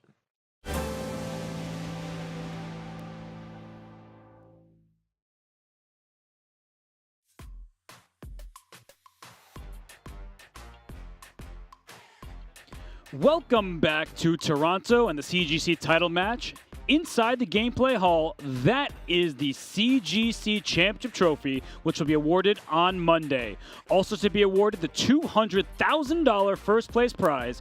Here's what we've given out thus far. Andreikin, Duda, Sevin, and Rajabov took home $25,000. Giri and Nakamura eliminated yesterday, but for that elimination they gained $50,000. We'll see if Wesley So can take home that first place prize of $200,000 after tomorrow's action. But Fabiano Caruana is with me here in the studio. That's the U.S. chess champion, the former challenger to Magnus Carlsen's title. And Fabi, Wesley So, up 2 games here. During the break, did you maybe think it over? What does Nihal Sarin have to do? Can he do it? Well, absolute disaster for Nihal. That's all I can think of this match so far. What he has to do in this next game is win at any cost. He can't go into that good night silently. If he has a coach here, that coach needs to tell him you have to win at any cost in this game. If it's a 2-point lead tomorrow, almost guaranteed victory for Wesley. So this is a must-win game. This is extremely high stakes for Nihal. And Wesley So, just such a difficult player to defeat. Hikaru Nakamura played him in 8 games. Hikaru won 0 of those 8 games because Wesley does not lose very often. As you see, Wesley and Nihal seeded, getting set for Game 4, the last game of today. We got to just dial in with Wesley So because he had an impressive path here. Fabiano, he struggled in his round of 64 matchup against Denis Lazovic. You also struggled in that first matchup, so no easy opponent in this field. But since then, he took down Ivanchuk. He barely got by Jeffrey Zhang, and it feels like he's improved as the matches continued. Yeah, I think that is a facet of Wesley's personality that the better he does, the more confidence he gets, and the better it makes him play. So once he started getting into the groove of the event, getting past the early matches where there were maybe a bit more of nerves, like I don't want to exit early, you know, and now he's really feeling good about his tournament. Well, he's going to be feeling good heading into this game. We'll see how the opening stage goes. Knight F3 from Nihal Sarin. And Fabi, B3. So this kind of Nakamura system, Ariban, the Beast, deserves a shout as well. But he is trying to take Wesley out of any sort of preparation. I was going to say, this is a Hikaru Nakamura special. If you go through his list of recent games, Hikaru's games that is, and just make a tree, you'll see legitimately around 100+ games with Knight of 3, D5, B3, probably more than anyone. So Nihal is taking a page from Hikaru's book, a little bit of an inspiration there, but Hikaru didn't want to do this against Wesley, which is interesting. So maybe this will work out. It's sort of similar to what he was trying against Anish, where it successfully worked out. He won a few games against Anish at critical moments. You know, quiet position, fianchettoed bishop, early B3. But this is a line that Wesley has played before, because I've seen him have games here, rapid and blitz games in particular. I think, is the move here bishop, yes, C7 with the tactical point that you can't take on C6 because of that queen to Z6. Looks like you win a pawn, but in fact you would lose a piece because of the mate on H2. Right, I'll show that variation real quick here, that a move ago, instead of knight to D2, if you took on C6, that would have been a blunder.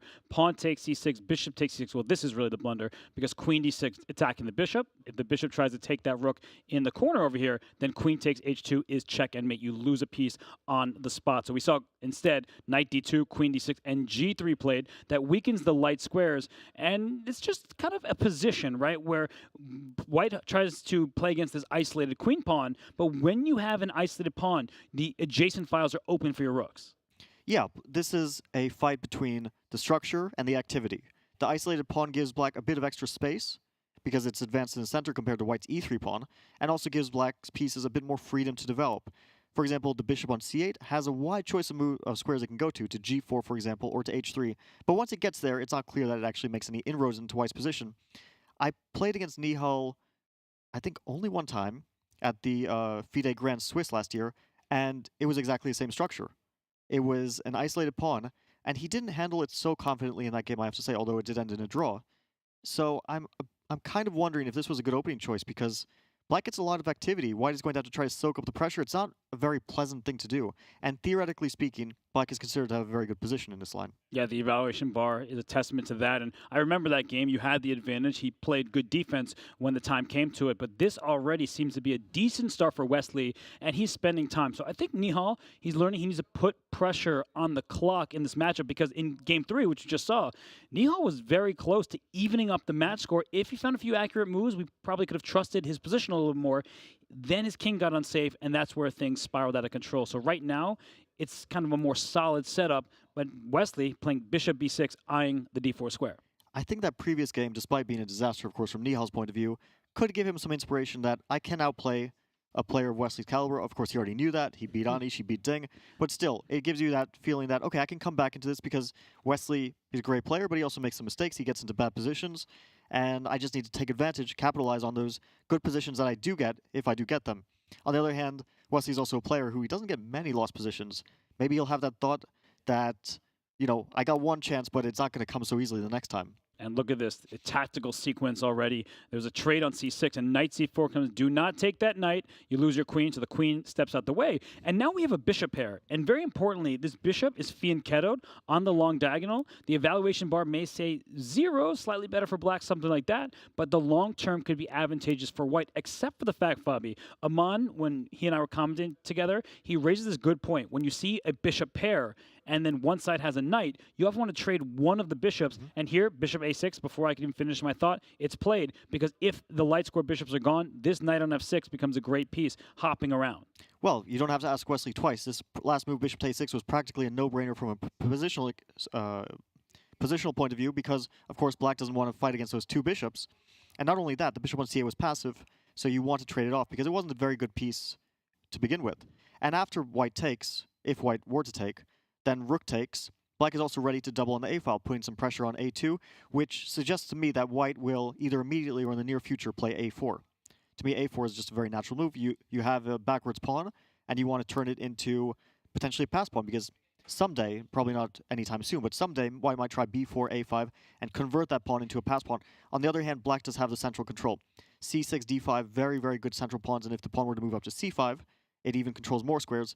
The problem with that is, of course, that doesn't lose a pawn, but either loses a pawn or wrecks black's structure because he might have to play g takes f6, and you don't want that. Right, queen takes f6 is met by queen takes d5. That would be a free pawn that Fabian is talking about. So we see some of the ideas here that black is going to double in the a file, and it kind of reminds me of the game between Hikaru and Wesley. Wesley, the black piece in that game, he defended quite accurately to make sure that the game was level, and then there was a straightforward draw from there. But right now, I feel like Wesley So's in phenomenal form because he's playing somebody who is not a renowned theoretician. Where Nihal Sarin thrives is in these middle game positions. We've looked at the insights. He plays many wild games and then also the end game. We saw him beat Anish Giri in a really beautiful end game in the Armageddon match when he was ahead on the clock, even if theoretically should have been drawn. It was practically difficult. So I feel like it's a perfect style to play against Nihal if you're Wesley So. Yeah, well, we see that Nihal has a lot of wild games, and the previous game was one of them. That one didn't work out in his favor, but even though we say Nihal is not really a theoretical player, he was actually causing a lot of problems with the white pieces for Anish Giri, who is indeed one of the best theoreticians in the world. So he might not be the most theoretical player, but he can still find some ideas here. And from the time's expenditure so far, it seems like he knows the position a little bit better than Wesley. On the other hand, he's traded off a lot of pieces. What are your winning hopes here against Wesley? It's not very likely that you're going to be able to outplay him from this position. So the way I see it, not an opening success for Nihal. Well, you asked that rhetorical question, and I was like, I've never actually lost to Wesley because I've never played him, but I certainly haven't beaten him. You're somebody who has played Wesley in many games. What is that kind of recipe needed to take him down? Not necessarily in this position because there aren't that many pieces remaining, but if you were in Nihal's corner, what kind of suggestions would you give? I would say, yeah, I did play Wesley many times over the past decade or even more. In fact, we played our first game in, I think it was the year 2004. That was going back a long time. Whew, when we just were just aged kids. yourself. Yeah, it's been a while. And like, how do you beat Wesley? That's a good question. I think that the main thing is you have to make him uncomfortable from the start. And he's not going to be uncomfortable in this position. The way he's uncomfortable is you play very quickly from opening, you get an opening advantage, you put pressure on the clock, you show that you're better prepared for the position than he is, and then he starts to get a bit shakier, he starts to feel a bit less confident, and he doesn't make the sort of moves that he's great at making, those logical, good positional decisions where you think like, okay, this guy is a positional god. He can make all the right moves. He doesn't create any weaknesses in his position. Here it feels like Wesley is going to be very comfortable. First of all, I like that nickname, Wesley Positional God So. Excuse me, Flexley Positional God So. And you have a lot of experience playing him, and you just kind of said it all, that nobody has the exact necessary ingredients to beat Wesley. Sometimes he gets a little bit uncomfortable, but for the most part, he is a very practical player. He's a very solid player, and maybe he doesn't win games, individual games, as much as some of the other top guys, but he rarely loses. And Wesley, he's locked in, he's in form, and he's taking his time because the position is simplified, but not simple. As you were pointing out, Fabiano, there are going to be some positions where black may have to deal with an outside pass pawn, and that will not be easy. It's not like even material game is just a draw. If we can establish a pass pawn on the outside here, and white's rooks can start barreling down at the other pawns, I feel like that could give Nihal some good chances, because outside pass pawns distract pieces away from the center. Yeah, I think that white's chances can only lie in a potential passed a pawn.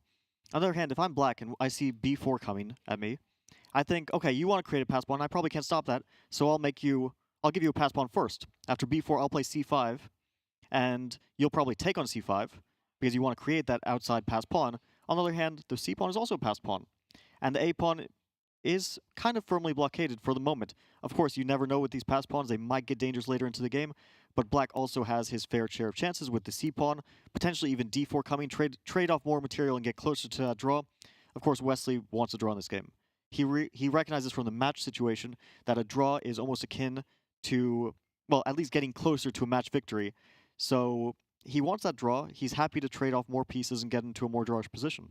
Yeah, so he just slid his rook back to 8. Now it is Nihal on the clock. I'm trying to come up with ideas for white, because black's next move, it's almost pre-movable. C6 to C5.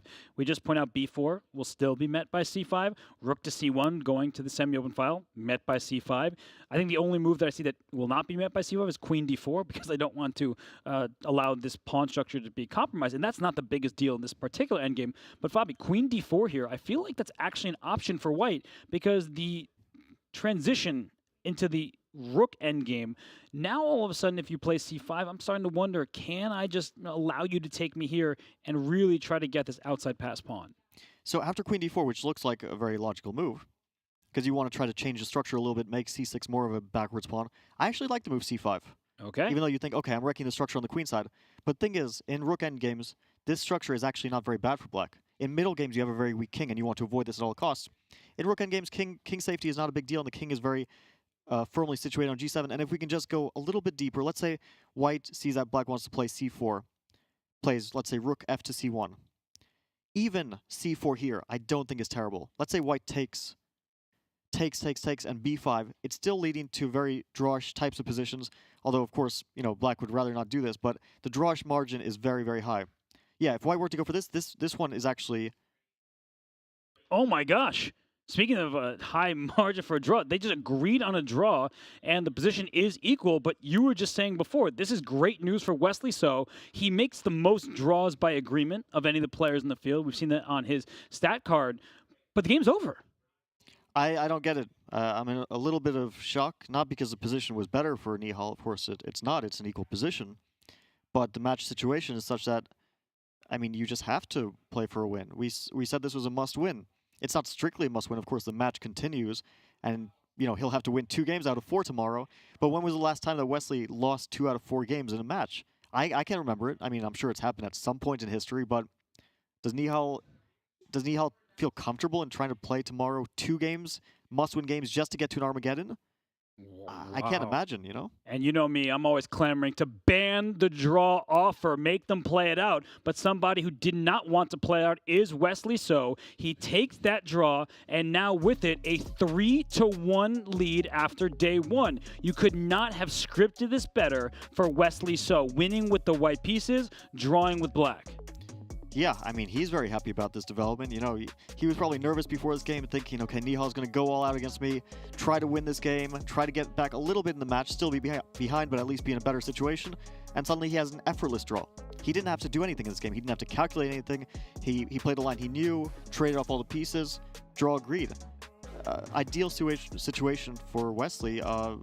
Maybe Nihal was just, I suspect this is the case, he was still a bit rattled from that previous game, and he just needed a break. He needed some sort of change in the match. At least he can rethink his strategy, try to get back into it tomorrow, but it's going to be really tough. I mean, if I were in this situation, in Nihal's situation, I would think not looking too good. Yeah, I think he might regret that game 3 because he did have his chances. That was a topsy-turvy one. Here in game 4, we saw knight f3 and b3, the Naka system. And I think Nihal's idea was just to make Wesley a little bit uncomfortable early. You said that's one of the key things to do to beat Wesley So. But it quickly kind of transposed into something that was familiar, a kind of English. I'm going to disagree with you a little bit there. Looking at the entirety of the game and how the opening just didn't turn out in his favor at all, I think that he just has no openings with white. Wow. He has nothing to do. He might have used all his openings for Anish. He might have had something prepared for Wesley in the Catalan and thought, I'll prepare a lot for that first game and hopefully it goes well. That first white game, and hopefully it goes well. And after that, it was just nothing. Like, with white, he has shown no ideas in how to get an advantage against Wesley. So I think that was the case in this game. This was not an opening to get a sharp fight. This was just, I don't know what to do anymore. Yeah, because really just right outside of the opening, very normal moves by both. We had a position with an isolated pawn. I just want to show you this tactic once more. This is a good way to defend c6, not with a piece, but with a tactical idea. So if the knight captures on c6, pawn takes bishop c6, hitting the rook, you win a pawn, you lose the game. Queen to d6 lines up against h2, attacks the bishop on c6. So if you cannot win this pawn, and Wesley just simply developed his pieces in a normal way, all these trades happen, and then there was simply no advantage for Nihal whatsoever. Maybe he just wanted to get this game over with. Yeah, sometimes the emotions are just too bad. Like, you have a game like that in the third game where you're winning, you're thinking, I'm going to come back in the match, and then suddenly it all turns around. Not only do you not win, you actually lose. and you just need a break. You need to stop the bleeding. So maybe that was the case in this game. Yeah, there was not much content in this one. Only 22 moves of chess, and it was equal the whole time. So right now, Wesley So has the lead 3-1, and we'll be right back in a little bit. But for now, we're going to throw it to Danny and the fellas there in the studio. Well, not much content in that game, as Robert said, but we still got plenty of content ahead in our post-game show. Don't go anywhere, everyone. We're going to dive into the action. Danny Wrench here alongside Amon Hamilton, James Canty, and Danya Naroditsky. Let's show everyone our scores in case they're just tuning in, wondering what exactly is going on here. What's going on here is a dominant performance by the American Wesley So. He is up 3-1 over Nihal Sarin. He won in Game 1 and in Game 3. Those were the decisive victories to get him that 3-1 score. Otherwise, the draws also just felt pretty easy for Wesley. So, guys, Wesley So, let's dive into So's play. So, looking at that game, Danny, and the match at large, I think that this game is an example of Nihal saying, look, I don't want anything worse to happen. I honestly look at this, and I think he didn't want to lose another game where the match is basically done. Yeah. He wasn't having a good day. He wanted to stop the bleeding. He didn't have any new ideas. I didn't mind his opening choice, actually. Right. But nothing was generated from it. Well, I was saying that opening choice maybe showed us a little bit of what So might have played against Hikaru Nakamura. He played this knight of 3, b3 kind of vintage stuff, which you faced a lot, Danya. Yeah, but you can tell that Nihal is frustrated because Wesley plays bishop c7, and the first thing that goes through your mind is, of course, he knows this too. I mean, he knows everything. He sees everything. I don't know what to play. We'll talk about this more in a bit, but, I mean, Nihal needs a break in the opening. He needs a little sign of weakness from Wesley, but in this last game, he seemed like a man who's out of gas, and hopefully he's only out of gas for today. Yeah. You know, Canty, he played Hikaru's specialty, the knight of 3, b3 system we see a lot. We call him mini Hikaru often, that being Nihal Sarin, but not able to really get a position he could fight on for a win. Do you expect him to maybe go back to that, though, in the future? No. Well, nah. I don't think he'll go back to that. I think, in fact, he needs to, like, revamp everything. So go back. That's why he got that draw. He getting hit. Ow, ow, ow, ow. Right. Stop the bleeding. Clock. Bail. Right. Make sure that don't happen to you in boxing. Hopefully you knock out Trent. Right. But, of course, getting hit there, and he needs to come back, very strong. So I think he took that draw here today to get more time to go into tomorrow because you got to reset. I need to look at some openings. Fabi says, Fabi was like, he has no openings. Like, he has no openings. Yeah. Like, oh my goodness. Like, literally nothing. Fabi said it. That's he crazy. has no openings. And Fabi 2800 saying that, right? That's tough. Yeah, it's bad. The situation is bad. It's hard to sugarcoat it. If you're Nihal, you have to sugarcoat it. A 2-point comeback is not unprecedented. It happened. Danny. Timur Rajabov came back from 2 against Anish. Listen, Nihal won 2 games to cut a 1-point deficit against Anish Giri. So we're not talking about something totally insurmountable. What's scarier is just how solidly Wesley is playing. Like, it's just against the framework of Wesley's form. Wesley's form right now is actually scarier than the objective necessity of making that 2-point comeback. Yeah. Even though it was only a 1-point comeback against Sevian, he ultimately won that match by a game. Right. So Nihal Sarin is not the type of person who we don't think is capable of a comeback, right? I mean, he's especially because he's kind of a streaky player at times. If he's rolling, his style will carry him. So you think there is some chances for him to maybe pull it together with a good night's sleep? Yeah, I definitely do, Danny. I mean, you always say, like, there's a new day. And I really believe that there's momentum in chess. And if this match, Danny, took place over one day right now, I'd say it's Wesley's for the taking. Obviously, Wesley still got that edge. But going into a new day, Nihal needs to do some, as Canty said, some real revamping work. And he can definitely come back and make this interesting tomorrow. Well, we will talk about that new day in a bit, but we're on this day now, and it was a good day for Wesley So. Nemo is standing by live with Wesley right now. Thank you, Danny. I am here with Wesley. You had an absolutely fantastic day today, and you beat Andrakin in the round of 8. You beat Hikaru in the semifinals, and now you are currently having a 2-point lead against Nihal. What's contributing to your excellent play?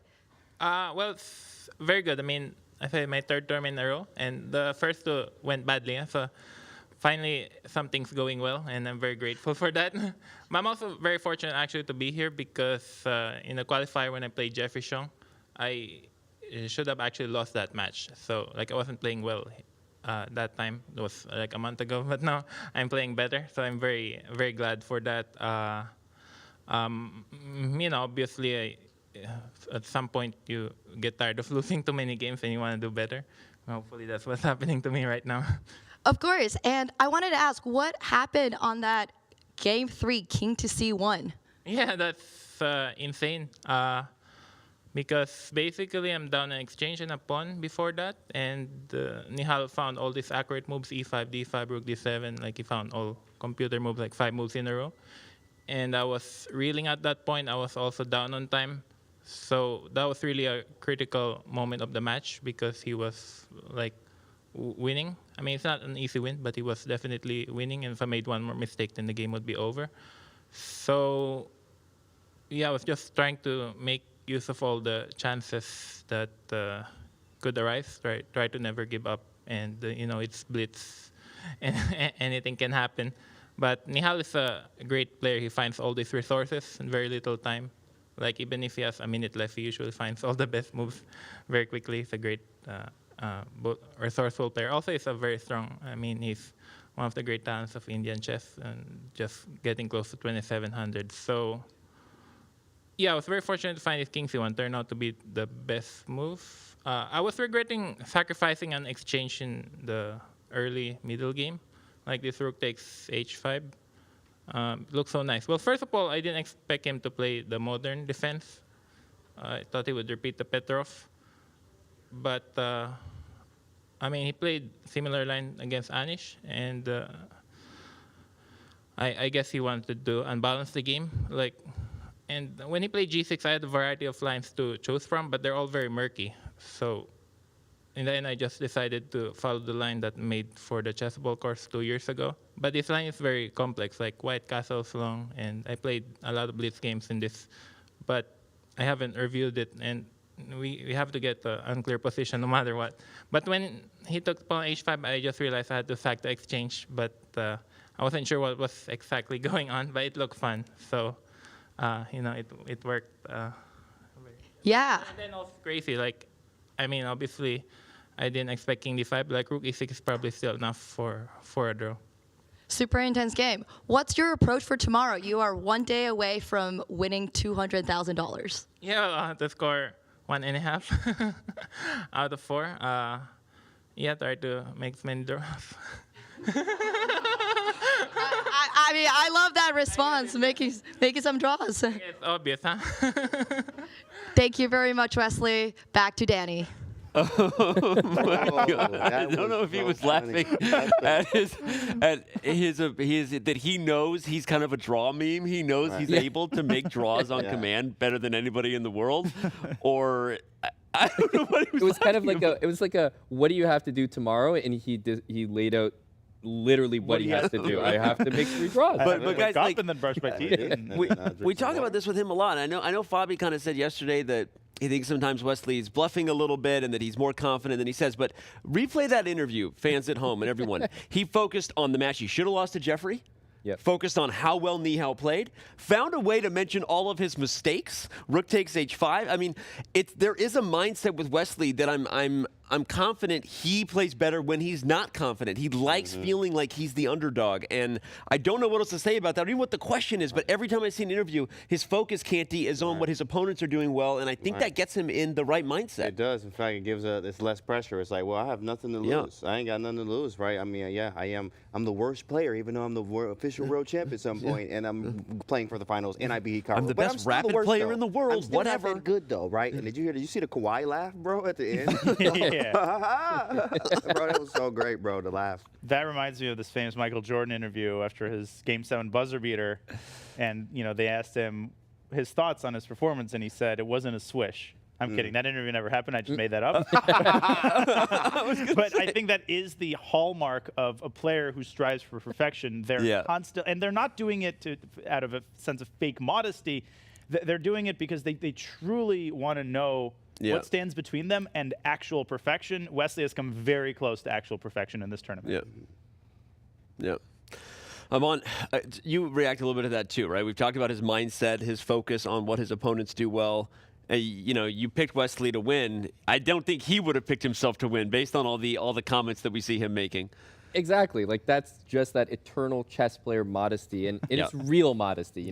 They'll always sell themselves as the underdog, and I think for Wesley, the difficult part is that his resume is bulking up so much that we're going to stop believing him when he says stuff like that, but he's always going to nitpick, look for that thing he did wrong and not focus on how well and how dominant he's been playing. Danny, in every single match, he's focusing on one thing with Jeffrey Zhang, and we're focusing on, what an insane run he's had and how much he deserves to be ahead in this match. I'll just add a quick anecdote that there was a similar feeling and a similar type of Wesley in 2019. I was in Oslo for the first ever Fisher Random World Chess Championship. I know you joked when I told you that, and you said, yeah, give it to him now. Yeah. But I don't know what it is. Maybe it's just because I don't travel much. I need to get out of the house more. But being on site with Wesley again, there was an attitude that he had there that was both very dialed in, but just convinced he had no chance to win. It was like when he won the tournament, I had to remind him in the interview, Wesley, you won the tournament. By the way. Like, you won. Anyway.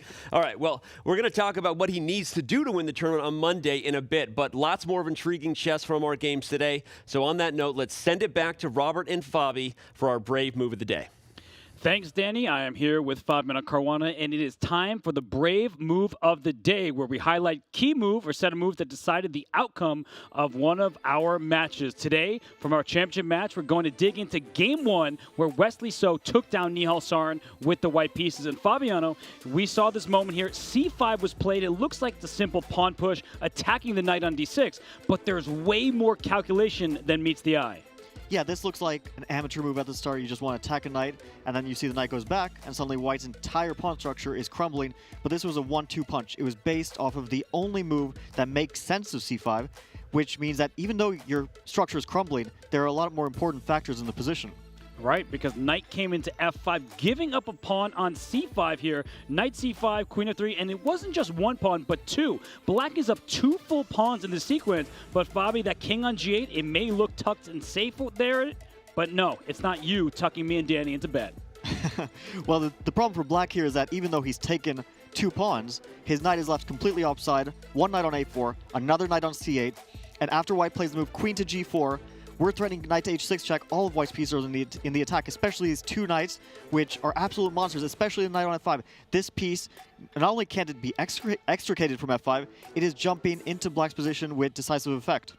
Yeah, it's a really nasty position, and queen to d7 was played. And it wasn't just the first knight, Fabi. You called it knight g6. 2 knights galloping into the position, and there are just too many threats for Black to deal with. Well, let's say Black plays any sort of move here besides what he did, which was to capture knight. Let's say he makes another move saying, okay, I'm ignoring all your threats, like knight to c3, for example. Now comes the even more devastating blow, knight to h6. First, we have what's almost like a pseudo checkmate because Black's king can't move anywhere, forces him to take the knight on h6, and then we have a discovered double check. You don't see many of those. Knight to e7. Black can't take the queen on g4 because it's also a check from the knight on e7.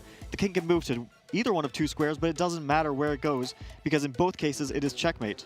Ooh. Queen to g8, king to e8, and now knight takes c8 with another discovery, and Black is losing all his pieces, followed by getting checkmated. Right, at the end of it, you'll have to do something like this, and that is check and mate. So in the game, after knight g6, that knight was captured, but when the pawn took back, in comes this queen to deliver a mate. There were just a few moves left. Knight e7, let's sack the rook for the knight, and then the best one was queen takes. If you took with the bishop, you may think you're up a rook, you're going to win this game, but after a move like queen to h3, there's check and checkmate. Unstoppable. Wesley So, from game 1 with that c5 move, he went on to lead today's action 3-1, and that's our Brave Move of the Day. Remember, it's time to make your move from Chrome to Brave. Try it now at brave.com/chess. Let's send it back to Danny and friends in the playing hall. Great stuff and great breakdown there, Robert and Fabi. Let's check back in with the scores again to show everybody where we sit. It is 3-1 in favor of Wesley. So that game really set things off. So, all right, we have games ahead. We got more games on Monday, but we don't know how many we're going to have depending on what happens in the first 2 games. As everyone can see from the scoreboard, fellas, we will have at least 2 games to get to 4.5 points. You need at least 2 to get 1.5 out of 2. But what do we think is going to happen in those 2 games? Do we think we're all done here after 6 games total, or do you think we're going to go a little further than that? Danny, I think we are going to go a little bit further than that, and I think Nihal needs to get back to that fighting style where it feels like he's ready to play every game for a win. Here I felt in this match so far like he was ready to take a draw with Wesley in certain positions. And I know that the positions kind of liquidated down. But still, even in positions that were 0.00 on the engines, we always saw that willingness from Nihal to let's play it out. Yeah. Even if it's 100 moves and it ends up in a draw anyway, let's play it out. You tire out your opponent. You might get some chances. He's won the most improbable positions. So I think we're going to see a different Nihal tomorrow where he realizes he has to fight now. And so he's not just going to be making draws in 20 moves, Danny, because that's not an option. All right. Amon thinks we're going further than 6 games. This will not be over in 6. You agree? Yeah. In fact, I think it's going to be over. I think it's over now. I disagree with Amon. 100%. But no, I love my guy. But I know that it's just over right now. This is over. He ain't coming back because Hikaru couldn't come back. That's just my logic there. Hikaru couldn't beat him. He couldn't get through it. We went the whole distance, and he couldn't do it. And Nihal's not having the openings right now. It's not working for him. He's down right now. He took the draw to Sykes there. Where are my openings at? Can't find them. Where's the files? Right. What is this? There's a lot of confusion, I think. So I think this is in the bag. 2 games and now draws. What do you think? I think Nihal's only chance is to make very drastic opening changes. I think he should play 1 E4 with white. And he should perhaps channel Dimitrian Draken and play a Sicilian. Like, he needs to just change everything up completely. Obviously, playing Wesley, super deflating. And as Amon said, he just seems so deflated by the end of today. Like, no matter what I do, I get a winning position. Wesley just finds 800 computer moves and pulls off a win. So he's got to get out of that negative mindset and focus on the positive, which is that he's had a ridiculous run to get here. It'll be a success regardless of how he does. And so he might as well try to give Wesley a run for his money. Well, he literally was down a game against Sevian. He didn't complete a 2-game comeback. Yeah. But he turned the match around by 2 games total. So I don't know that it's totally over yet. This game can be a game of momentum. And the thing about these formats, the rapid formats we do, the speed chess formats we do, we always say that once the day starts, it can really set things in motion because you don't get a rest day if you have a bad game. You don't even get more than 20 minutes, right? So if something does start to unravel, the emotions can be hard to handle, right? And I think that's why I'm curious. If Nihal can just get 1 win on the board, what could that do for him? Not just his confidence.